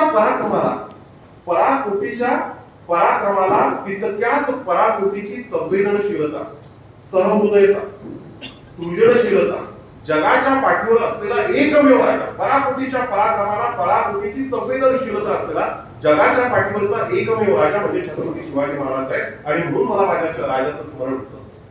आज शेतकऱ्यांच्या म्हणजे शुभ कालखंडामध्ये एकही शेतकऱ्यांच्या आत्महत्या झाल्याचं एकही दृष्टांत पाहायला मिळत नाही. त्याही पलीकडे जाऊ सांगतो, शिव कालखंडामध्ये एखाद्या सार्वजनिक पाणवठ्यावरती दलित समाजामध्ये जन्माला आला म्हणून त्याचा उपमर्द झाला, त्याची प्रतारणा झाली, त्याची उपेक्षा झाली, अवहेलना झाली, असं एकही उदाहरण पाहायला मिळत नाही. शिव कालखंडामध्ये स्त्रियांवरती अत्याचार झाल्याचे उदाहरण आम्हाला पाहायला मिळत नाही. म्हणून माझा राजा समन्वयाचा धागा होता. स्त्रियांना वय प्रदान केलं असेल. मी का म्हटलं की छत्रपती शिवाजी महाराज पराकोटीचा पराक्रम आणि पराकोटीची संवेदनशीलता. शिवाजी महाराज ज्यावेळेस बेलवाडी कर्नाटक जिल्ह्यामध्ये ज्यावेळेस बंगळूर आपल्या बेलवाडीला ते आक्रमण करायला जातात दक्षिण दिग्विजयाला, तर त्या ठिकाणी सावित्रीबाई देसाई आहे. तिचा किल्ला पडतो, तिचा नवरा सपूजी तो गेलेला असतो, तिचा किल्ला पडतो म्हणजे पराभूत होतो आणि ती महाराजांना शरण येते. गंमत बघा, ती शरण आलेली आहे सावित्रीबाई, आणि सावित्रीबाईच्या हातामध्ये छोटस बाळ आहे. बाळ, ते बाळ बघितल्यानंतर माझ्या राजाचं ममत्व जागृत होतो. पराकोटीचा पराक्रम करणारा आज एक हिमाचल कटक ते अटकपर्यंत या मराठ्यांनी आपले भगवे ध्वज फडकवले, पण इतकी संवेदनशीलता असणारा माणूस कोण होता? ती सावित्रीबाई ज्यावेळेस पुण्यामध्ये येते शुभांच्या, आणि शुभांच्या समोर आल्यानंतर त्या सावित्रीबाईच्या हातामध्ये काय दिसतंय? तांदूळ बाळ दिसतंय, आणि ते बाळ बघितल्यानंतर माझ्या राजाची ममत्व जागृत होतं. त्या बाळाला आपल्या हातामध्ये घेतो राजा, मांडीवरती बसवतो आणि दूध भात भरवतो. आजही तुम्ही बेलवाडीला जर गेलात ना, बेलवाडीला एक कमान आहे, कमान, त्या कमानीवरती शिल्प कोरलेलं आहे. शिल्प, असं शिल्प जगातल्या कुठल्याच राजाचं कोरल्या गेलेलं नाहीये. ते शिल्प काय तर छत्रपती शिवाजी महाराज विश्वविजय निर्माण करण्याकरता निघालेला राजा, त्या राजाच्या हातात तलवार दाखवली नाही सावित्रीबाईने. ते शिल्प कसं कोरलेलं आहे? राजा बसलेला आहे, राजाच्या मांडीमध्ये कोण बसलेले आहे? सावित्रीबाईचं बाळ, आणि त्या बाळाला दूध भात भरवतोय तो राजा. प्रचंड महत्व असलेला सुद्धा राजा होता, संवेदनशील असलेला माझा राजा होता. तर अशा प्रकारचा राजा, हा समन्वयाचा धागा निर्माण करणारा राजा, हा दक्षिण दिग्विजय आहे. अनेक गोष्टी तुम्हाला सांगताय, स्त्रियांचा उल्लेख या ठिकाणी निघाला म्हणून सांगतो की आज एक प्रकरण महाराष्ट्रात प्रचंड गाजत आहे, डॉक्टर कल्पना मुंडेंचं. आणि इतकं भयंकर आहे की ती अत्यंत गरीब घरात जन्माला आलेली मुलगी. तिचं घर ज्यावेळेस मीडियामध्ये दाखवलं, अभिमान वाटतो, अभिमान, की गरीबाच्या घरात प्रचंड संघर्ष करत, अध्ययन करत एक मुलगी चंद्रमौळी झोपडी पिण्याची त्या घरावरती, पण तिचं स्वप्न मोठं होतं. 10वीत मेरिट आली, 12वीत मेरिट आली, एमबीबीएस गव्हर्नमेंटला लागली, एमबीबीएस केलं, त्यानंतर ती पीएचसी ला प्रायमरी हेल्थ सेंटरला ती काय लागली ऍज अ डॉक्टर लागल्यानंतर या देशातले तथाकथित राजकीय नेते असतील, त्यानंतर ब्युरोक्रॅट्स असतील, तिच्यावरती दबाव आणायचे. हे आपण सगळं बघतोय मागच्या 4-5 दिवसांमध्ये. कुठला की फॉरेन्सिकचा रिपोर्ट असाच बनवून दे, पोस्टमॉर्टमचा रिपोर्ट असाच बनवून दे, या सगळ्या जागाला कंटाळली. तिचं सेक्शुअल एक्सप्लॉयटेशन झालं. आणि भाऊबीजेच्या दिवशी दिवाळी सुरू असताना जी मुलगी प्रचंड संघर्ष प्रशिक्षित आहे, ती मुलगी त्या दिवशी गळफास घेते आणि 4 ओळींचं मृत्यूपत्र डाव्या हातावरती लिहून काढताय. ती कल्पना मुंडे. किती अवघड या देशातल्या स्त्रीला. छत्रपती शिवाजी महाराजांचा कालखंड काय आठवतो? कल्याणच्या सुभेदाराच्या सुनेचं ज्यावेळेस चीरहरण करण्याचं काम आबाजी सोमदेवांनी केलेलं आहे. आबाजी सोमदेव छत्रपती शिवाजी महाराजांचा सरदार, या आबाजी सोंडेवाला सांगितलं की जा कल्याणला जा आणि कल्याणच्या सुभेदाराला पराभूत कर, त्याचा खजिना लुटून घेऊ आणि कल्याणच्या सुभेदारावरती आक्रमण करतो आणि अत्यंत देखणी लावण्यमयी आळसपणे बघावं आणि बघत राहावं एवढी सुंदर दिसते. आबाजी सोंडेवाला असं वाटलं एवढी आळसपणी देखणी लावण्यमयी सुंदरी मी जर माझ्या राजाला नजराणा म्हणून भेट दिली, माझा राजा माझ्यावर बेहद खुश होईल आणि मला अधिकच इमानत भेट देईल. आणि म्हणून आबाजी सोंडेवानी कल्याणच्या सुभेदाराच्या सुनेला उचललं आणि आणलं. कदाचित ही कपोलकल्पित कथा असेल. या कथेची सत्यता कुठलाच इतिहासकार देत नाहीये. कपोलकल्पित कथा असेल, कारण महाराजांच्या दरबारामध्ये कल्याणच्या सुभेदाराच्या सुनेला उचललं हे खरंय, पण महाराजांच्या दरबारामध्ये आणण्याचं धारिष्ट्य त्याने दाखवलं असेल का? महाराजांचा स्वभाव त्याला माहित नसेल का? तर कदाचित ही कपोलकल्पित कथा असेल. तर ज्यावेळेस त्या कल्याणच्या सुभेदाराच्या सुनेला पुढे आणलं, काय निघावं माझ्या राजाच्या मुखातनं, ही कविता सुद्धा कपोलकल्पित असेल, परंतु त्याचा भावार्थ, बोधार्थ, लक्षार्थ, मतितार्थ, अन्वयार्थ आपण समजून घेतला पाहिजे. त्या भावापर्यंत आपण पोहोचलो पाहिजे. काय म्हणतोय माझा राजा? अशीच सुंदर आमची माता असती, आम्ही सुंदर झाड असतो बदले शिवछत्रपती. माता संबंध माता तुकोबांचा विचार असा आहे. जगद्गुरु तुकाराम महाराज परकीय नारी आम्हा रत्माई समान हे गेले नेमुळ ठाईची जाय जाय किंवा माते न करी सायास आम्ही विष्णुदास नव्हे तैसे. तुकोबांचं चिरहरण करण्याकरता, त्यांना भ्रष्ट करण्याकरता सालो मालोनी एका वेशीला सुद्धा त्यांच्या गणिकेला त्यांच्या झोपडीमध्ये पाठवलं. त्यावेळेस तुकोबांच्या मुखात निघालेलं होतं जाई जाई किंवा माते न करी सायास आम्ही विष्णुदास नव्हे तैसे. आणि शिवांच्या मुखातनं सुद्धा त्या कल्याणच्या सुभेदाराच्या सुनेच्या संदर्भात काय वाक्य निघालं? माता. स्त्रियांमध्ये अभय निर्माण केलं. स्त्रियांना सुद्धा हिरकणी नावाचं बुरुज जगाच्या पाठीवर सर्वात पहिल्यांदा, लक्षात घ्या, स्वतंत्र भारतात सुद्धा ती झालं नाही. जगाच्या पाठीवर पहिल्यांदा स्त्रियांच्या नावाने एक स्मारक उभं करण्याचं काम, जगाच्या पाठीवर पहिल्यांदा एक स्मारक उभं करण्याचं काम जर कोणी केलं असेल जिवंतपणे तर ते छत्रपती शिवाजी महाराजांनी केलं. आपल्या आईच्या नावाने केलं नाही, आपल्या पत्नीच्या नावाने केलं नाही, परंतु एका हिरकणीच्या नावाने बुरुज उभी करते. अशा हिरकण्या जर माझ्या स्वराज्यामध्ये असेल तर या स्वराज्याला कोणीही धक्का लावू शकत नाही. महाराजांच्या मुखात निघालेलं वाक्य आहे. तुम्ही आजही जा, तुम्हाला गणकोट किल्ल्यावरती हिरकणी नावाचा बुरुज दिसतोय. कशाची साक्ष? स्त्रियांबद्दल इतका आदर आहे. आणि बाळशिवांना तशाच प्रकारचं बाळकडून बांधलं गेलं होतं. आज शिवाजी महाराजांच्या नावाचं जग प्रत्येक राजकीय पक्षातले लोक करतात. आचरणात किती समन्वय किती निर्माण केला जातो. म्हणजे शिवाजी महाराजांच्या काळात एवढं स्त्रियांना हवं आहे. आपल्या माहूरची रेणुकादेवी माहूरला रायबागान देशमुख होती. आदिलशहाची बदलदार आहे रायबागान देशमुख. ही रायबागान देशमुख स्वराज्यावर चालून गेली. छत्रपती संभाजीनगरमध्ये छत्रपती शिवाजी महाराज आणि रायबागान देशमुख यांच्या मावळ्यांमध्ये युद्ध झालं आणि रायबागान देशमुख पराभूत झाले. रायबागान देशमुखला तसंच शिवाजी महाराजांच्या समोर पेश करण्यात आलं. महाराज म्हणतायत तू स्त्री आहे, तू परकीय स्त्री आहे, परकीय शत्रूंची जरी असली तरी तू स्त्री आहे आणि म्हणून तुझा सन्मान करणं हे माझे संस्कार आहे. चोळी बांगडी देऊन रायबागान देशमुखला परत पाठवलं. कल्याणच्या सुभेदाराच्या सुनेला चोळी बांगडी देऊन परत पाठवलं. सावित्रीबाई देसाईंना चोळी बांगडी देऊन तिला सन्मानित केला. अनेक उदाहरण आपल्याला देता येतील. हिरकणीच्या नावाने बुरुज काय मूळ काय? कारण आऊसाहेब आपण ऐकलं लहानपणी की छत्रपती शिवाजी महाराजांना महासाहेबांनी गर्भसंस्कार करताना रामायणातल्या आणि महाभारतातल्या गोष्टी सांगितल्या. काय गोष्टी सांगितल्या असेल महासाहेबांनी? महासाहेबांनी सांगितलं असेल शिवा लक्षात ठेव, रामायण कशामुळे झालं तर प्रचंड विद्वान असणारा रावण, त्या रावणाची नीती भ्रष्ट झाली आणि ज्या ज्या वेळेस नीती भ्रष्ट होते, स्त्रीचा उपमर्द करण्याचं काम केलं जातं, तेव्हा तेव्हा महायुद्ध होत असतात. स्त्रियांचा सन्मान झाला पाहिजे. रावणाने एका स्त्रीचा सन्मान केला असता काहीच कमी नव्हतं त्याच्याकडे. सोन्याची लंका होती त्याच्याकडे. त्यावेळी जर सीतेच्या पदराला हात घातला नसता तर रामायण तयार झालं नसतं. आणि म्हणून शिवा तू काय केलं पाहिजे? स्त्रीचा सन्मान केला पाहिजे. रामायण संतांना सांगितलं असेल रावसाहेबांनी.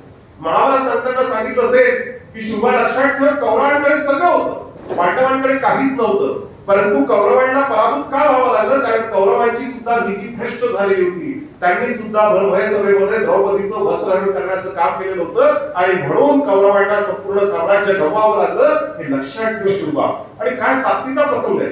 म्हणजे शिवाजी महाराज 14 वर्षाचं वय, 1644 ची गोष्ट आहे. छत्रपती शिवाजी महाराज पुण्याच्या लाल महालामध्ये होते आणि त्या लाल महालामध्ये एक दिवस बातमी आली आऊसाहेबांच्या कानावरती. शिवबा आपल्या मावळ्यांना घेऊन गमतीने स्वराज्याचा खेळ खेळत असताना आऊसाहेबांच्या कानावरती बातमी आली की राजाच्या बाबा पाटील गुजर याने एका स्त्रीचा उपमर्द केलाय, एका स्त्रीच्या पत्राला आघात घातलाय, तिचा वेळेभंग केलाय, तिचा बलात्कार केलाय. आऊसाहेबांना प्रचंड वाईट वाटलं. आऊसाहेब भर दरबारामध्ये येतात. शिवबा बसलेले आहेत, त्यांचे सैनिक आणि मावळे बसलेले आहेत आणि आऊसाहेब म्हणताय शिवबा अरे मराठ्यांच्या तलवारींना जर चढलाय की मराठ्यांनी तलवारी मॅन करून ठेवलेल्या आहेत. औसाहेब आजवर आपणास एवढं रागावलेलं आम्ही कधीच बघितलेलं नाहीये. काय झालंय आपणास? काय झालंय? अरे तुम्ही स्वतःला राजे म्हणून घेता आणि तुमच्या स्वराज्यामध्ये काय चालू आहे याची यत्किंचित जाणीव जर तुम्हाला नसेल तर खबरदार, इथून पुढे स्वतःला राजा म्हणून घ्यायचं नाही. औसाहेब एवढा रुद्र होता आजवर आम्ही आपला कधीच बघितलेला नाही. नेमकं झालंय तरी काय? काय झालंय औसाहेब मला सांगा. अरे काय झालंय? अरे त्या राजाच्या बाबा पाटील गुजराने तुमच्या स्वराज्यामध्ये एका स्त्रीचा उपमर्द केलाय आणि तो निधड्या छातीने अद्यापही फिरतोय. हे कसं काय? औसाहेब प्रमाण सोडा मला. काय केलं पाहिजे? काय केलं पाहिजे? त्याला जसा असेल तसा उचलून आणा. आणि छत्रपती शिवाजी महाराज आपल्या मावळ्यांना सोबत घेऊन जातात. राजाचा बाबा पाटील गुजर म्हणतो, ए शिवबा, कालचं कार्ट तू मला पकडणार, आमच्या औसाहेबांची आज्ञा आहे, तुला पकडणार म्हणजे पकडणार. आदिलशहाचा तो पाटील होता, त्याला पकडून आणलं, लाल महालामध्ये उभं केलं. औसाहेब प्रमाण सोडायच्या सोबत काय केलं पाहिजे? आज म्हणजे त्या कल्पना मुंडे नाही एवढं मोठं हे केल्यानंतर महिला आयोगाच्या अध्यक्षांकडून काय बोलावं सार्वजनिक पब्लिक डोमेन मध्ये घेऊन, प्रेस कॉन्फरन्स मध्ये काय बोलावं, तिचे संबंध कसे होते, काय होते, हा खुलासा करण्याची घटना नव्हती ती. आई वडिलांच्या वेदना, तिच्या बहिणीला आणि भावाला होणाऱ्या वेदना, यातना ह्या समजून न घेता कोणी काही बोलताय. आमच्या औसाहेबांनी काय प्रमाण सोडावं? त्या राजाच्या बाबा पाटील गुजर तो आदिलशहाचा वतनदार असेल, पाटील असेल, मला काही घेतले नाहीये. याचा आत्ताच्या आत्ता चौरंग करावा आणि याला टकपक टोकावरनं मूल मृत्यूदंडाची शिक्षा द्यावी. चौरंग करणे म्हणजे दोन्ही हात आणि दोन्ही पाय गरम करणे. शुभांनी मावळ्यांना प्रमाण सोडलं, राजाच्या बाबा पाटील गुजराचा चौरंग करण्यात आला, दोन्ही हात दोन्ही पाय गरम करण्यात आले, त्याला देहदंडाची शिक्षा देण्यात आली. आणि त्या पश्चात महासाहेबांच्या मुखात निघालेलं वाक्य अत्यंत महत्वाचं होतं. महासाहेब म्हणतायत, शुभ लक्षात ठेवा, शुभ लक्षात ठेवा, कुठलाही जात धर्म वंश संप्रदायात का असेना, परंतु या अखिल हिंदुस्थानातील प्रत्येक स्त्री ही मराठ्यांच्या देवाऱ्यातील देवता होय, देवता. आणि या देवतांची विटंबना आम्ही कदापिही खपून घेणार नाही. महासाहेबांनी सांगितलं, सगळ्या स्त्रिया या आमच्या देवता आहेत, देवता, आणि देवतांची विटंबना आम्ही खपून घेणार. काय ताकदीचे प्रमाण महासाहेबांनी छत्रपती शिवाजी महाराजांच्या आज्ञापत्र आजही उपलब्ध आहे. सुरतेच्या स्वारीवरती ज्यावेळेस गेलेत ना, शिवाजी महाराज 12,000 मावळ्यांना घेऊन सुरतेवरती गेले. सुरतेवरती का गेले असते महाराज? कशासाठी गेले असते? दोनदा सुरत लुटली. आणि आपल्याला असं वाटतं की छत्रपती शिवाजी महाराज आज जगाला माहीत झालेले आहे, परंतु जानेवारीच्या पहिल्या आठवड्यामध्ये लंडन गॅझेट नावाचं वृत्तपत्र निघायचं. छोटी छोटी एडिशन निघायचे, एक एडिशन एका गावात, दुसरे एडिशन दुसऱ्या गावामध्ये. वृत्तपत्र हाताने लिहिले जायचे त्या काळामध्ये, आणि त्या वृत्तपत्रांना सामूहिक वाचन व्हायचं चौकामध्ये. त्यावेळेस लंडन गॅझेट नावाच्या वृत्तपत्रामध्ये सुरतेच्या स्वारीचा उल्लेख आढळतो की छत्रपती शिवाजी महाराजांनी ज्या सुरतेमध्ये आजपासून 400 वर्षांवर 2 लाख लोक राहिले. जगातली सर्वात मोठी पेठ होती, सगळ्यात मोठी. हिरे, माणिक, मोती, मसाल्याचे पदार्थ, रेशमी कापड, तल्लम कपडे, हे सगळं एक्सपोर्ट आणि इम्पोर्ट साठी बनवायचे. 2 लाख लोक त्या काळामध्ये राहायचे. म्हणजे वीरजी जबेरी नावाचा सगळ्यात मोठा व्यापारी, ज्याच्याकडे करोडोची संपत्ती होती. बहिर्जी नाईकने सांगितलेलं होतं त्याच्याकडे करोडो रुपयाची संपत्ती आहे. आणि वीरजीभाई जबेरी याच्याकडे आपल्याला लूट केली पाहिजे. पण महाराज लूट कशासाठी करायची? आत्ताची लूट आणि त्या काळची लूट लक्षात घ्या. छत्रपती शिवाजी महाराजांचा समन्वयाचा धागा कसा आहे? शिवबांनी श्रीमंतांना लुटलं, सुरत लुटली. 4 दिवस छत्रपती शिवाजी महाराज सुरतेमध्ये दर ठोकून बसलेले आहेत. शिवाजी महाराजांचे आज्ञापत्र आहे, मावळ्यांना तुम्ही सुरत लुटायला चाललाय, पण खबरदार, कुठलाही आबाल वृद्ध स्त्रियांच्या केसालाही धक्का लागता कामा नये, केसालाही धक्का लागता कामा नये. एकाही स्त्रीला तोशीष झाल्याचं उदाहरण आपल्याला पाहायला मिळत नाही. एकाही वृद्ध माणसाला तोशीष झाल्याचं उदाहरण आम्हाला पाहायला मिळत नाही. लहान मुलांना कोणीतरी छेडल्याचं उदाहरण आम्हाला पाहायला मिळत नाही. हा समन्वय होता, हा समन्वय होता, कुणीच म्हणायला नको. आणि म्हणून छत्रपती शिवाजी महाराज त्या सुरतेमध्ये 4 दिवस तळ ठोकून आहे. आणि त्यानंतर शिवाजी महाराज सुरतेवरून लूट घेऊन येतात. बैल, घोडे, हत्ती सगळ्यांच्या अंगावरती लूट टाकल्या जाते. आणि ती लूट का करतात, कशा करता आणली जाते? धरणं बांधण्याकरता, शेतकऱ्यांच्या दुऱ्यावर, बांधावर, पाटावर पाणी पोचलं पाहिजे म्हणून. श्रीमंतांना लुटायचं आणि गरिबांना वाटायचं, हे माझ्या राज्याचं धोरण होतं. 400 वर्षानंतर त्याच शिवबांच्या राज्यामध्ये धोरण पूर्ण उलट झालेलं सेवाच. गरिबांना लुटायचं आणि फक्त श्रीमंतांना वाटायचं, या दिशेने हा देश निघालेला आहे. म्हणून माझ्या राज्याचं स्मरण होतं. हे वास्तव आहे, हे वास्तव आहे. 2दा सुरत लुटली शिवबांनी, धरण बांधली, अनेक किल्ल्यांची डागडुजी केली, अनेक गडकोट उरूस किल्ले उभे केले. छत्रपती शिवाजी महाराजांची अर्थनीती अशा प्रकारची होती. शिवाजी महाराज ज्यावेळेस सुरत पहिल्यांदा लुटली, दुसऱ्यांदा लुटली आणि त्यानंतर स्वराज्यामध्ये परत आले आणि शेतकऱ्यांकरता म्हणजे पडीक जमिनी लागवडी केली आहे. आज शेतकऱ्यांची हालत कोणी पोचत नाही. याच विदर्भातल्या शेतकऱ्यांच्या संदर्भात आमचा एक मित्र आहे दावापूरचा कपिल गोरंदिया. म्हणजे शिवाजी महाराज फरमान आहे शेतकऱ्यांच्या भाजीच्या देठाकडे, शुभांचं वाक्य, आज्ञापत्राचं वाक्य, शेतकऱ्यांच्या उंबरठ्यावरती पडलेल्या भाजीच्या देठाकडेही आसक्त नजरेने माझ्या मावळणी बघू नये, अन्यथा त्याला म्हणजे गुन्हा दाखल केला जाईल त्याच्यावरती. अशा प्रकारचे फरमान आहे. भाजीच्या देठाकडे शुभा म्हणताय की मी तुमच्याकडे खजिना दिलाय, जिन्नस दिलाय, हा जिन्नस खर्चावा. किती सूक्ष्म छोट्या छोट्या गोष्टींवरती शुभांचं लक्ष आहे. शुभा म्हणतात मावळ्यांनो, तुम्ही मोहिमेवरती निघालात तर मोहिमेवर जाताना पहिला नियम, कुठल्याच उभ्या पिकातनं घोडे टाकायचे नाही. ऍक्च्युअली ज्यावेळेस आदिलशाह यायचा, अफजल खान आला, मिर्झा राजे जयसिंग आला, सिद्धी जोहर आला, ही लोक ज्यावेळेस महाराष्ट्रात आली की नाही, फाजल खानाला, ही सगळी लोक ही येताना उभ्या पिकातनं घोडी टाकायची, त्या पिकाची नासधूस करायची, तिथंच तळ ठोकायची, गावाच्या गावात लुटल्या जायची, गावातलं धान्य लुटलं जायचं, स्त्रियांच्या आपण लुटला जायचा, दागिना लुटला जायचा आणि उभ्या पिकांमध्ये आपले घोडे चालले जायचे. शुभांचं पहिलं आज्ञापत्र आहे. शुभा म्हणताय उभ्या पिकातनं गुरं, उभ्या पिकातनं आपले अश्व घोडे टाकायचे नाही, रस्त्याच्या कडेला आपली घोडी गेली पाहिजे, बांधावर आपली घोडी गेली पाहिजे. आणि तुमच्यापाशी मी जिन्नस दिलेला आहे, हा जिन्नस खर्ची करा, गावामध्ये जा, गावातलं पेंड विकत घ्या, पेंड म्हणजे चारा, गवत विकत घ्या आणि तो घोड्यांना खाऊ घाला. मोफत काहीच खायचं नाही, मोफत काहीच नाही, छोट्या छोट्या गोष्टी. शिवाजी महाराज म्हणतायत की तुमची छावणी पडली आहे गावाच्या बाहेर. आज्ञापत्रामध्ये शिवाजी महाराजांच्या अनेक आज्ञापत्र म्हणजे आपल्याकडे आज शाहीर अज्ञातासांचे पोवाडे आपल्याकडे उपलब्ध आहेत, अनेक बकरी आपल्याकडे उपलब्ध आहेत, अनेक इतिहासकारांनी फार सुंदर सुंदर इतिहास संशोधन करून काढलेलं आहे. महाराज म्हणतात झोपी जाण्यापूर्वी तुमच्या छावण्यांमध्ये बिछाणे ज्या ठिकाणी पडलेले आहेत त्या ठिकाणी तुम्ही दिवे लावलेले असतात, त्या ठिकाणी मशाली पेटवलेले असतात. तर एखादी मुलगी दिव्याची वात तोंडामध्ये घेऊन गेला आणि गवताची पेंडी, गवताची गंजी जर पेटली, कळवा पेटला, उभी पिकच नासधूस झाली तर आम्हास अपराध बोध होईल, आम्हास गुन्हा लागेल. महाराज म्हणतायत तेव्हा झोपण्यापूर्वी आत्या शेकोटी मशाली चुली विझवून झोपा. राजा तो सांगतोय की चुली विझवून झोपा झोपण्यापूर्वी, कारण आग लागू शकते.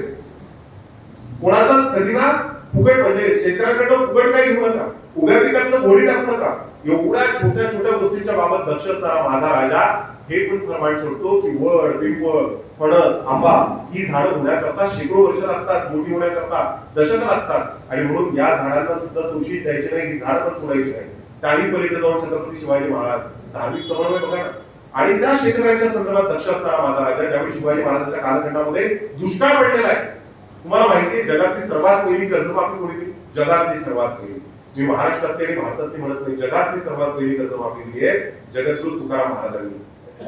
तुम्हाला आश्चर्य वाटेल की तुकाराम महाराज सरकारमध्ये कर्जमाफी दिली कशी? तुकाराम महाराज महाजन आहे, महाजन म्हणजे सावकार आहेत त्या काळात आणि शेकडो गावची सावकारकी त्याच्या वडिलांकडे होती, वडिलोपार्जित. तुकोबा आणि त्यांच्या भावांना अर्धे अर्धे गावं विभागून देण्यात आले. अर्ध्या गावाची सावकारकी तुकोबांना आणि अर्ध्या गावची सावकारकी दुसऱ्या भावाला देण्यात आली. तुकोबांनी काय करावं? दोन भाग करून समान कागद उडवेली उदका, तुकोबांनी ती गहाण खातं फाडली आणि ती उदकात उडवली आणि सगळ्यात पहिली कर्जमाफी दिली. दुसरी कर्जमाफी 1660च्या दशकामध्ये छत्रपती शिवाजी महाराजांनी दिली. शुभा म्हणतायत शेतकऱ्यांना लागणारा बैल, आऊ, फाटा, बी, बियाणे, पैसा आता जे लागत ते द्या. आणि म्हणून आजही तुम्ही पुण्याला जर गेले तर पुण्याला लाल महालामध्ये तुम्हाला शिल्प दिसतं, त्या शिल्पामध्ये शिवाजी महाराजांची तलवार हातात दिसते का तुम्हाला? तुम्ही जा कधीतरी. आजची स्मृती मंदिर आहेत, ते ऐतिहासिक मंदिर आहे. पुण्याला गेल्यावर लाल महालाला तुम्ही दगडूशेठला जाता, दगडूशेठच्या अगदी समोर छत्रपती शिवाजी महाराजांचं बालपण ज्या ठिकाणी गेलं तो लाल महाल आहे आणि लाल महालाच्या प्रवेशावरती छत्रपती शिवाजी महाराजांचं महासाहेब जिजाऊंचं मोठं शिल्प आहे. ते शिल्प कशाचं? महासाहेब मागे उभे आहेत, बालशुभा समोर आहेत आणि बालशुभांच्या हातामध्ये सोन्याचा फाळ असलेला नांगर आहे. जमीन नांगरण्याचं काम केलं, पुणे शहर बसवण्याचं काम केलं. तुम्हाला माहितीये पुणे भूताटकीचं शहर म्हणून अंबाजींनी सांगितलेलं होतं, हे भूताटकीचं शहर आहे, ही जमीन नांगरू नये. पण शुभांनी सगळे वेताळे वेताळे जवळ त्यांचे तोंड काळे सांगून जाणं दिशा पुढे भूत भविष्य वर्तमान याचा आमाशी कंटाळा. हे सगळं मला मान्य नाहीये. म्हणून शुभा, गंडे, धागे, दोरे, ताई, बुवा, बापू, दिदी, अंबा, टंबा याच्या पाठीमागे लागलेच नाही. अजिबात नाही. असाध्य ते साध्य करिता सायाचं कारण अभ्यास चुका आणि असाध्य गोष्टी साध्य करण्याकरता आपण प्रयत्न केले पाहिजे. विवेकवादी, प्रयत्न प्रामाण्यवादी, विज्ञाननिष्ठ, बुद्धी प्रामाण्यवादी सगळ्या प्रकारचे हे सगळे रॅडिकल, रॅशनल, प्रोग्रेसिव्ह विचार शिव कालखंडामध्ये आम्हाला पाहायला मिळतात. आणि शिवाजी महाराजांच्या काळातला लढाया अमावस्येच्या दिवशी माझा वेळ संपत आलेला असं मला वाटतंय. कारण तुमचा प्रोटोकॉल हा आणि म्हणून अमावस्येच्या दिवशी लढाय तानाजी मालुसरे सिंहगड सणाला पुढे जातोय, अमावस्येच्या दिवशी जातोय. कारण महाराजांकडे फार मोजकी साधन संपत्ती आहे, फार छोटे रिसोर्सेस आहे. आणि या छोट्या छोट्या रिसोर्सेसच्या भरोशावर एवढ्या बलशाली लोकांच्या विरोधामध्ये लढायचं आहे. पुण्याची जमीन नांगरलीच आहे, माणसांची मनं नांगरलीच आहे. सोन्याचा फाळ आता तुम्ही जमीन नांगरली, पुणे शहर बसवलं, माणसांची मनं नांगरली आणि सगळ्या जात समुदायातल्या लोकांना सोबत घेण्याचं काम केलं. धार्मिक आज अनेक वाद असतील, प्रतिवाद असतील, परंतु अत्यंत आपण टोकाची आणि एकाची भूमिका न घेता बद्ध मार्गाने जर विचार केला तरी कल्पना करा ना, शिवाजी महाराज अफजल खानाला भेटायला जात आहेत. प्रतापगडाच्या माचीवरचा सुंदर प्रसंग आहे. तास दीड तास तो प्रसंग मी तुम्हाला सांगू शकतो, इतका सुंदर प्रसंग आहे. काय जबरदस्त मॅनेजमेंट होतं छत्रपती शिवाजी महाराजांचं. वाईमध्ये येऊ दिलं त्याला, वाईमध्ये स्थिर स्थावर होऊ दिलं. वाईचं अख्खं जंगल, जुन्नरचं पूर्ण खोलं, चप्पा न चप्पा, झाड झाड, पूर्ण दऱ्या कोऱ्या, वाऱ्याचा अभ्यास होता माझ्या राजाला. कोणत्या दिशेला केव्हा वारा वाहतो याचा सुद्धा अभ्यास माझ्या राजाला होता. हवामान शास्त्राचा सुद्धा अभ्यास माझ्या राजाला होता. आणि म्हणून प्रचंड मोठा विषय आहे. परंतु असं तो विषय मी सांगणार नाही.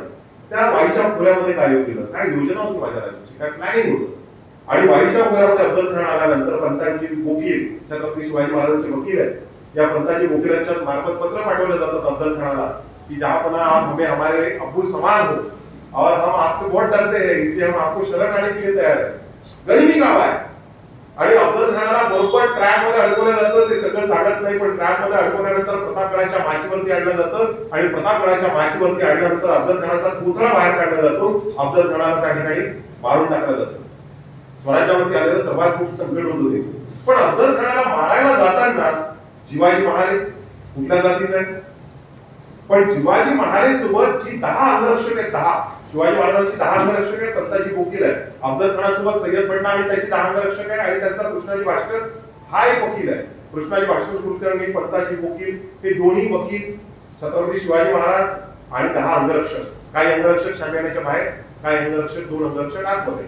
तर या अंगरक्षकांमध्ये इब्राहिम खान नावाचा सुद्धा अंगरक्षक आहे. हा इतिहास आहे शिवाजी महाराजांचा. म्हणजे आपण जे म्हणतो ना, मराठा तितुका मेळवावा महाराष्ट्र धर्म, शिवाजी महाराजांचा धर्म कोणता आहे, धर्माची परिभाषा काय. धर्म म्हणजे केवळ आणि केवळ हिंदू धर्म नव्हे. शिवाजी महाराजांच्या संपूर्ण जीवन चरित्रामध्ये धर्म या शब्दाची परिकल्पना आणि विग्रह करताना आम्हाला जाणवतं. ध म्हणजे धवल, ध म्हणजे शूर, ध म्हणजे पवित्र, ध म्हणजे पावन आणि म म्हणजे धर्म अंतःकरण काय, ज्याचं अंतःकरण अंतर्बाह्य पवित्र झालाय, पावन झालाय, शुभ्र झालाय, त्याला धर्म कळलेला आहे. महाराजांना माझ्या तो धर्म कळलेला होता. माणुसकी जी आहे त्या प्रत्येक माणुसकीची किंमत माझ्या राजाची. आणि शिवाजी महाराजांचे वकील काझी हैदर मुसलमान दिसतात. शिवाजी महाराजांचा पहिला सरनोबत गुरुखान बेग मुसलमान दिसतो. शिवाजी महाराजांनी एवढं मोठं आरमार उभं केलं, सगळ्यात मोठी फॅक्टरी होती ती, सगळ्यात मोठी. तळ कोकणामध्ये एवढा मोठा कारखाना उभा केला, त्यानंतर आरमार उभं केलं. दर्यासार मुसलमानाच्या हातामध्ये दिलेलं आहे. शिवाजी महाराज जसे हिंदू धर्मातील संतांना आपल्याला हे देताना दिसतात, दिवाबत्तीची सोय केलेली आपल्याला दिसते. समर्थ रामदासांना त्यांनी दिलं, जगद्गुरु तुकाराम महाराजांना दिलं. सुफी संप्रदायाचे रत्नागिरी जिल्ह्यामध्ये केळशी नावाचं गाव आहे आणि तिथे याकूब बाबा आहे. याकूब बाबा कोण, मुसलमान, पण त्यांना सुद्धा शेकडो एकर जमीन त्या दर्ग्याला दान देतात. शिवाजी महाराज सांगतायत की मावळ्यांनो, तुम्ही कुठल्याही मोहिमेवरती गेलात आणि त्या मोहिमेला जाताना एक गोष्ट लक्षात ठेवा, आपल्या हिंदू धर्माचा पवित्र ग्रंथ म्हणून भगवद्गीतेकडे आपण ज्याप्रमाणे पाहतो, आमचा मुस्लिम बांधव सुद्धा पुराण या ग्रंथाकडे त्यांचा पवित्र ग्रंथ म्हणून पाहतो. ग्रंथ साहेब, पुराण ग्रंथ किंवा जीसस क्राइस्टचा बायबल, की कुठलेही धर्मग्रंथ तुमच्या हातामध्ये लागले तर ते सहसन्मान परत आणावे. आणि अनेक उदाहरण आपल्याला पाहायला मिळतात की ते सहसन्मान पुराण परत आणलं गेलं आणि ते पुराण मुस्लिम बांधवांच्या हातात सोपवलं. शिवाजी महाराजांकडे 700 पठाणाची फौज आहे. शिवाजी ठीक आहे, 700 पठाणाची फौज आहे छत्रपती शिवाजी महाराजांकडे. शिवाजी महाराजांना माहिती तुम्हाला वाघ कोण दिली, रुस्तम-ए-जमा. कोण होता रुस्तम-ए-जमा? हा अफजल खानाचा मामा आहे, मामा. आणि हा अफजल खानाचा मामा अफजल खानाला पत्र लिहितोय, हा माझा जो भाचा आहे हा अत्यंत क्रूर आहे, हा अत्यंत क्रूर आहे, हा राक्षसी प्रवृत्तीचा आहे, तो 100% तुमच्यासोबत दगाबाजी करू शकतो. आणि म्हणून लक्षात ठेवा, तुमच्या संरक्षणाकरता म्हणून मी वाघ पाठवतोय, एवढे संबंध. ज्यावेळेस औरंगजेब बादशाही जिजिया कर लादला ना, जिजिया कर, हा जिजिया कर लादला त्यावेळेस छत्रपती शिवाजी महाराजांनी औरंगजेब बादशाला पाठवलेलं पत्र, त्यावेळेस शिवाजी औरंगजेब बादशाकडे दरबारी इतिहासकार आहे खाफी खान, हा खाफी खान लिहून ठेवतोय की हे जे पत्र पाठवलं शिवाजी महाराजांचं फार सुंदर पत्र आहे. शिवाजी महाराज म्हणतात हिंदू आणि मुसलमान या एका सनातन वृक्षाच्या दोन फांद्या आहेत. मग या जर एकाच वृक्षाच्या फांद्या आहेत म्हणजे औरंगजेब बादशाला प्रचंड धर्माभिमानी असतात, कट्टर धर्माभिमानी असतात, अत्यंत क्रूर कर्मा माणूस हा औरंगजेब. या औरंगजेब 5 वेळचा नमाज असलेला, अंगावरची वस्त्र सुद्धा मागून मागून म्हणजे एकीकडे धर्माचा अवलंबन करायचं, धर्माचे कायदे पाळायचे, कानून पाळायचे, आणि दुसरीकडे प्रचंड मोठा पॅराडॉक्स धर्माच्या विरोधातला कृती करायची. शिवाय औरंगजेब डोक्यावरती टोप्याच्या घालचोना त्या सुद्धा स्वतः मिळायचं, 5 वेळ नमाज पडायचा. हा औरंगजेब बादशाह जो क्रूरकर्मा होता, जो धर्माभिमानी होता, तो धर्मद्वेष्टा सुद्धा होता, हा औरंगजेब बादशाह त्याला वाटायचं की कुराणच्या संदर्भातलं सगळ्यात मोठं ज्ञान जर कुणाला असेल तो एक मेरे गुरु जिन्हें मुझे कुरान पढ़ाया है, कुरान की आयत पढ़ाई है, और एक मैं, हम दोनों को ही कुरान के बारे में सबसे ज्यादा ज्ञान है, असा औरंगजेब बादशाचा अहंकार होता. छत्रपती शिवाजी महाराजांनी जे पत्र लिहिलंय जिजिया करायच्या वेळेस, त्या पत्रानंतर औरंगजेब बादशाहचे डोळे उघडले. ते म्हणतायत की मला सांगा अल्लाह तालाने कुराणच्या कुठल्या आयतीमध्ये असं लिहिलेलं आहे. शिवाजी महाराज म्हणतायत, तो सुद्धा त्यांचा काय पॉलिटिकल स्टंट आहे शिवाजी महाराज. शिवाजी महाराज म्हणतायत की कुराणच्या कुठल्या आयतीमध्ये असं लिहिलेलं आहे की अल्लाह हा केवळ आणि केवळ मुसलमानांचा आहे. का तो हिंदूंचा असू शकत नाही, का तो यहुद्यांचा, पारशांचा, ख्रिश्चनांचा असू शकत नाही. तो तर एक आहे ना, चराचर सृष्टीचा नियंत्रण करणारा तो एकच आहे ना. आपण जरी वेगवेगळे तत्व स्वीकारले असते तरी तो एकच आहे. कुराणच्या कुठल्या आयतीमध्ये लिहिलेलं आहे? बताओ मुझे कि कुरान की कौन सी आयत में लिखा है कि अल्लाह ताला सिर्फ और सिर्फ मुसलमानों का है, वो मुसलमानों के लिए अलग कायदे और हिंदू के लिए अलग कायदे, ऐसा अल्लाह कभी कुरान में नहीं चाहता. आणि त्यावेळेस औरंगजेब बादशाहच्या मुखात निघालेलं वाक्य औरंगजेब बादशाह म्हणतोय, अब इस पूरी कायनात में 3 ही लोग ऐसे हैं जो कुरान के बारे में सबसे ज्यादा जानकारी रखते हैं, एक मेरे गुरु, एक मैं, और दूसरे शिवा है. शिवा म्हणायचं शिवाजीने म्हणायचं. माझ्या राजाचं धोरण असं होतं, समारोपाकडे येताना, कारण अनेक विषय बोलता येतील, खूप सुंदर सुंदर प्रसंग मला सांगता येतील, परंतु तुम्ही सांगितलं की तो तुमचा प्रोटोकॉल पण आपण पाळला पाहिजे. गंमत सांगतो, शहाजी राजांचा मुलगा आपल्या औरंगजेब बादशाह 80 वर्ष जगला. 80. शिवाजी महाराजांचा जन्म त्याने बघितला, शिवाजी महाराजांचं बालपण, तारुण्य, त्याचं यश, शुभांचं आणि मृत्यू. दक्षिण का चुहा शिवा असं तो नेहमी म्हणायचा. शिवाजी त्यांनी कधीच म्हटलं नाही, राजा त्यांनी कधीच म्हटलं नाही. दख्खन का चुहा म्हणायचे, त्याला शिवा म्हणायचे, शिवा. हा औरंगजेब बादशाहची सर्वात मोठी बलिष्ठा होती की मी तिकडून आलेलो आहे, संपूर्ण भारतातले सगळे प्रांत मी जिंकले, राजपुतांना पराभूत केलं, सगळ्या प्रांतातल्या वेगवेगळ्या राजांना पराभूत केलं, पण दक्षिण भारतामध्ये मला पाय ठेवता येत नाही, दख्खनच्या पठारावरती मला हा पाय ठेवू देत नाही. या शुभाला मला पराभूत करायचं सर्वात मोठं स्वप्न होतं त्याचं. छत्रपती शिवाजी महाराजांना मरेपर्यंत तो पराभूत करू शकला नाही. शुभा 50 वर्ष जगले, औरंगजेब बादशाह 80 वर्ष जगलेले. शुभाचा जन्म ते शुभाचा मृत्यू सगळं बघितलेलं आहे, त्याची मनीषा पूर्ण होऊ शकते. समारोपाकडे येताना सांगतो की तारीख इश्कंदीमध्ये किंवा अनेक ग्रंथांमध्ये हे सगळं लिहिलेलं आहे. तर हा औरंगजेब बादशाह दरबारामध्ये आला. त्याचा दरबार सुद्धा भयानक होता बरं. म्हणजे मिर्झा राजे जयसिंग यांनी ज्यावेळी छत्रपती शिवाजी महाराजांना आग्र्यामध्ये नेलं, ताजपोशी करावी लागायची, कुर्मीसाज करावा लागायचा. हा कुर्मीसाज कसा असायचा माहिती आहे? कुर्मीसाज म्हणजे हाताची 4 बोटं जमिनीला टेकली पाहिजे एवढं वाकावं लागायचं, एवढं वाकावं लागायचं. आणि शुभांनी सांगितलं की जो तुमचा सेनापती मला पाठ टाकून पळालेला आहे, त्याच्या पाठीमागे तुम्ही मला उभं करताय, हा पण मी सहन करत नाही म्हणून सगळ्या नजराला ठरवला आणि शुभा तिथं बाहेर पडले. 500 पठाण्यांची फौज उभी असायची दरबारामध्ये, नंग्या तलवारी घेऊन. त्या दरबारामध्ये वतनदारांना, जहागीरदारांना आणि मिर्झा राजे जयसिंगांसारख्या राजांना सुद्धा बसण्याचा अधिकार नव्हता. उभे राहायचे, उभे. फक्त दिवाणे आम मध्ये, दिवाणे खास मध्ये राजा बसायचा, राजाची पत्नी पडद्या आड बसायची, राजाची पोरं बसायची, बाकीचे सगळे उभे राहायचे. नंग्या तलवारी घेऊन पठाण उभे असायचे. कुठला जरी उपमर्द झाला, तोंडावर रुमाल घेऊन बोलावं लागायचं, खाली नजर करून बोलावं लागायचं, कुर्मीसाज करावा लागायचा, कदंब पोशी करावी लागायची. कदंब पोशी म्हणजे औरंगजेब बादशाह दरबारामध्ये चालत आला की त्याची पावलं ज्या ठिकाणी पडलेली आहे त्याला चुंबावं लागायचं, त्या गुलामांना चुंबन करावं लागायचं. असे सगळे प्रोटोकॉल होते. महाराजांनी सगळे प्रोटोकॉल मांडले, सगळे प्रोटोकॉल मांडले. महाराजांनी उधळून लावलं. परंतु मिर्झा राजे जयसिंग आणि रामसिंग त्या ठिकाणी असल्यामुळे महाराजांना त्या ठिकाणी कोणी दोषी दिले. महाराजांना त्यानंतर मग नजर कैदेत ठेवण्यात आलं. तो वेगळा प्रसंग आहे. तर हा सगळा एकंदरीत राजाचा आवेश, औरंगजेब बादशाह आणि राजा एकदा समोरासमोर आलेले. तर हे सगळं बघितलेलं आहे. आणि हा औरंगजेब बादशाह प्रचंड प्राणपणाने लढून सुद्धा त्याला हे दक्षिण भारत हा कर्नाटक, गोवा, गोमंतक, महाराष्ट्राचा हा पूर्ण प्रदेश कधी जिंकणार नाही. महाराणी ताराराणीचा इतिहास आम्ही वाचला पाहिजे. हा महाराष्ट्र महाराणी ताराराणीचा सुद्धा आहे. ज्या ताराराणीने छत्रपती शिवाजी महाराजांची सून आहे, सुनेने केवळ माझघरामध्ये राहावं, पायामध्ये पैजण टाकावी, हातामध्ये बांगड्या टाकाव्या आणि या सगळ्या गुलामगिरीमध्ये जोखडामध्ये राहावं, हा अशा प्रकारचा माझा राजा होता. समन्वय कसा होता माझ्या राजाचा? आपल्या सुनांना शास्त्रामध्ये आणि शस्त्रामध्ये दोन्ही ठिकाणी निपुण करण्याचं काम राजाने केलं. ताराराणी असेल, येसुराणी असेल, छत्रपती शिवरायांच्या पत्नी असेल, माझ्याने शिकवलं. आणि ती ताराराणी ज्या औरंगजेब बादशाहला कोणीच पराभूत करू शकलं नाही, त्या ताराराणीने औरंगजेब बादशाहची कबर या महाराष्ट्राच्या मातीमध्ये खोदली. त्या ताराराणीचा इतिहास जर या देशातल्या महिलांनी वाचला तर त्या महिलांच्या पत्राला हात घालण्याची ताकद कुणाची होणार नाही. एवढं सामर्थ्य तुमच्या मनगटातली रग आणि काळजातली धग जागृत करण्याचं सामर्थ्य या महाराष्ट्राच्या इतिहासामध्ये आहे. दुर्दैव आहे, मी तुम्हाला सांगितलं की इतिहासापासून मी विमुख होत चाललो. तर या औरंगजेब बादशाहच्या आयुष्यातला प्रसंग सांगतो, दरबार भरलेला आहे.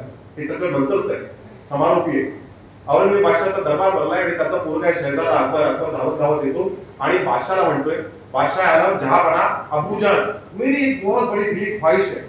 अबूजान म्हणतायत की क्या बेटा शहजादे तुम्हारी कौन सी दिली ख्वाहिश है? मी जरा स्पीडली बोललो कारण वेळ आणि विषय प्रचंड मोठा होता, म्हणून सव्वा तासामध्ये जेवढं मांडणं शक्य आहे तेवढं बोलण्याचा प्रयत्न केला. हा शहजादा येतो आणि बादशाह म्हणतो त्याला, बताओ शहजादे की तुम्हारी दिली ख्वाहिश क्या है?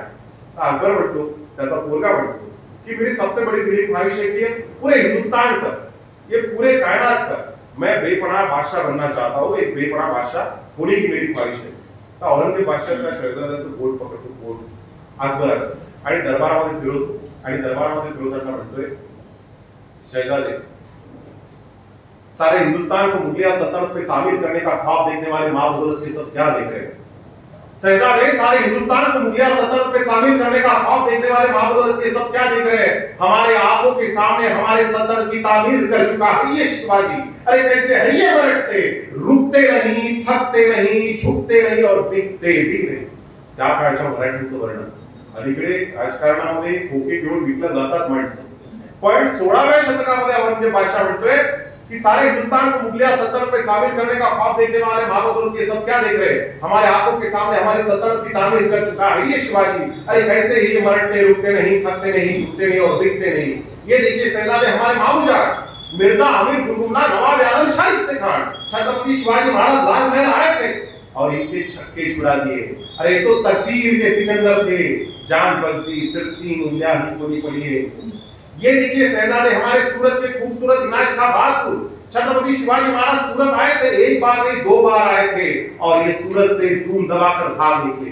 ये देखिए शहजादे हमारे आगरा के मशहूर हौसी फौलाद खान, आगरा के मशहूर हौसी फौलाद खान छत्रपति शिवाजी महाराज आगरा आए थे और आगरा की मशहूर मिठाई इनके हथेली पर धर करके इनके आंखों के सामने से छूमंतर हो गए. ये देखिए शहजादे हमारे मिर्जा राजे जयसिंह, ये मिर्जा राजे जयसिंह मराठों के मार के जख्म इन्होंने अपने सीने पर नहीं, कायरों की तरह अपने पीठ पर खाए. और ये तमाम फौजमंद सरदार मुगल, पोर्तुगल, फ्रेंच, डच, इंग्रज इन सभी ने मराठों के मार के जख्म अपने सीने पर नहीं, कायरों की तरह अपने पीठ पर खाए हैं.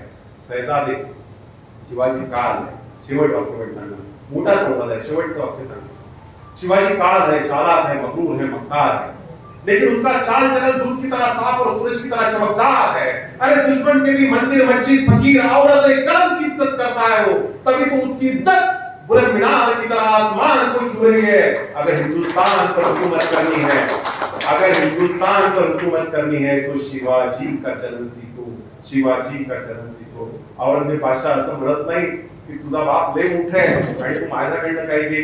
तो म्हणतोय तुला काही शिकायचं असेल, जसं रामाने लक्ष्मणाला सांगितलं की रावण हा प्रचंड विद्वान माणूस आहे आणि तुला ज्ञानार्जन करायचं असेल तर रावणाच्या पायापाशी जाऊन बस. ज्ञान ग्रहण करणाऱ्या माणसाने वृक्षापाशी बसू नये.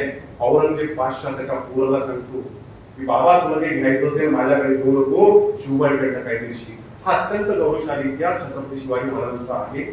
आणि संवाद झालेला आहे. मला बोलायला मी तुम्हाला सांगितलं की शिव सप्ताह मी चालवले याच यवतमाळमध्ये, परंतु आज पुन्हा एकदा 10-12 वर्षानंतर परत मला एक संधी दिली.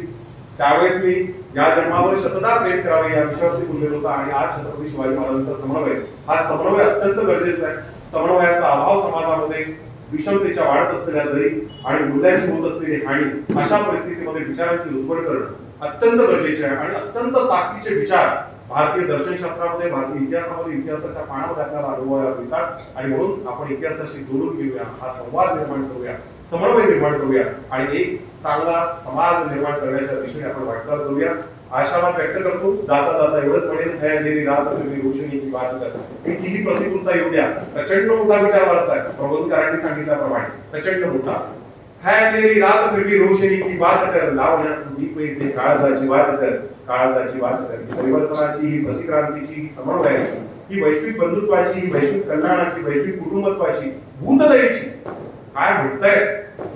कोरडीची भाकरी खायला कैसे ती श्वान म्हणून कुत्र्याच्या पाठीमागे तुपाची वाटी घेऊन जाणारे संत एकनाथ, संत नामदेव या मातेने जन्माला घातलेले आहे. मुख पाण्यावरती सुद्धा पैल करायला आम्ही शिकलो.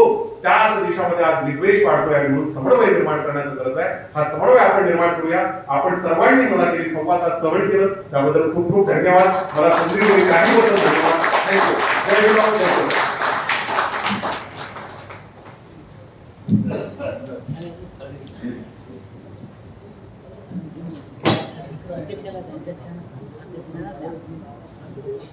छत्रपती शिवाजी महाराज यांचा सामाजिक समन्वय या विषयावर व्याख्याते श्री रवींद्र देशमुख यांनी आपले विचार या व्याख्यानातून मांडले आणि सामाजिक समन्वयाची आजची गरज त्यांनी मांडली. खूप खूप धन्यवाद रवींद्रजी. यानंतर मंडळाचे अध्यक्ष अभियंता लालसिंगणे आपले मनोगत व्यक्त करतील अशी मी त्यांना विनंती करतो.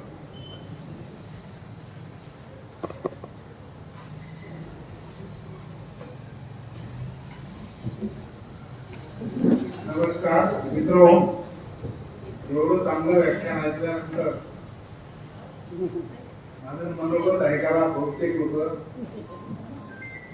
थांबत नाही असं मला वाटतं. आमच्या अभियंताचे दैवत सर विश्वेश्वरय्या यांना प्रणाम. आमचे अभियंता मित्रमंडळ या आमच्या माजी सदस्यांनी, काउंटर सदस्यांनी हे उत्तर लावलं, त्याचा उत्तर मुलाखत झालेला आहे. त्या सदस्यांपैकी आज आपल्यामध्ये कर्जत साहेब आहे, भोगले साहेब आहे, त्यांना शतशः प्रणाम. कारण हे मंडळ स्थापन केल्यामुळेच आपल्याला या मंडळात आज आपण इथे बसतो आहे. त्यांचे मंडळावर खूप उत्साह आहे. हे मंडळ स्थापन झाल्यापासून सतत त्या मंडळामध्ये बरेचसे उपक्रम चालतात. पहिला उपक्रम म्हणजे सकाळी 6 वाजता इथे योग वर्ग असतो आणि या योग वर्गाला सतत चालू ठेवण्यामध्ये आमच्या योग वर्गाच्या मॅडम भोईटेताई यांचा सिंहाचा वाटा आहे. त्याचप्रमाणे कांबळे मॅडम यांचा सुद्धा सिंहाचा वाटा आहे. कारण त्या इतके रेग्युलर आहेत की ते आल्यानंतर 6 वाजता इतके परफेक्ट टायमिंग आहे त्यांचं येण्यामध्ये आणि वर्ग चालू आहे. त्यांचे सर्व मंडळाच्या वतीने मी आभार मानतो. आमच्या मंडळात आणखी बरेच उपक्रम चालतात. त्याच्यापैकी आज मी एक उपक्रम सांगणार आहे. आपल्या इथे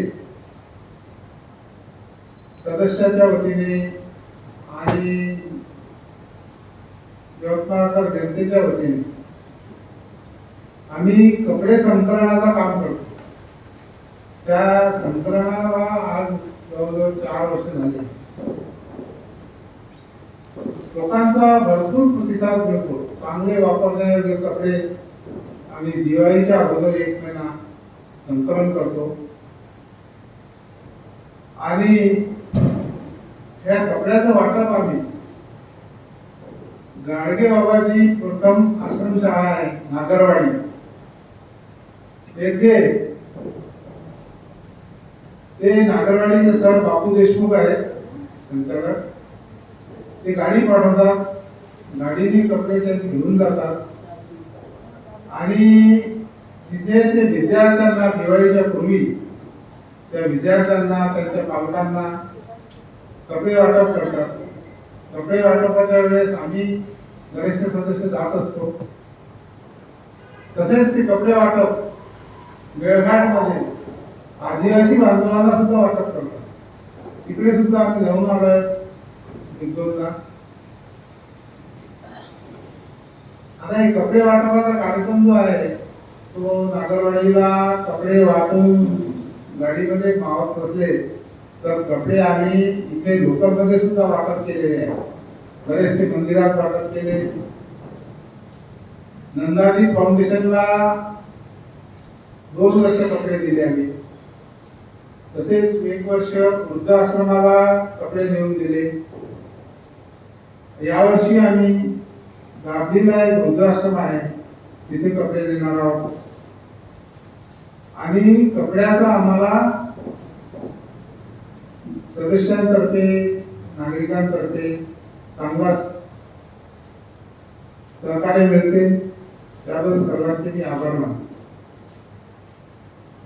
आमच्या मंडळातील कार्यकारिणी व सदस्य सर्वांचा मला खूप अभिमान आहे. कारण आम्ही हे मंडळ जे दुरुस्ती केल्या, बांधकाम केलं, ते सर्व आम्ही सदस्याच्या देणगीने केलेलं आहे. इतर कोणाच्याही निधीमधून बांधकाम केलेलं नाही. कधी आम्ही सदस्यांना आवाहन केलं की आमचे सदस्य हळूहळूने मदत करतात आणि सहकार्य करतात. त्याबद्दल मी सर्व सदस्यांचे आभार मानतो. हे व्याख्यानमाला 19वे वर्ष आहे. त्याकरता आम्ही प्रायोजक, आमच्याकडे बरेचसे प्रायोजक येतात आणि स्वतःहून प्रायोजकत्व स्वीकारतात. त्याबद्दल त्यांचे आभार मानतो आणि मी थांबतो.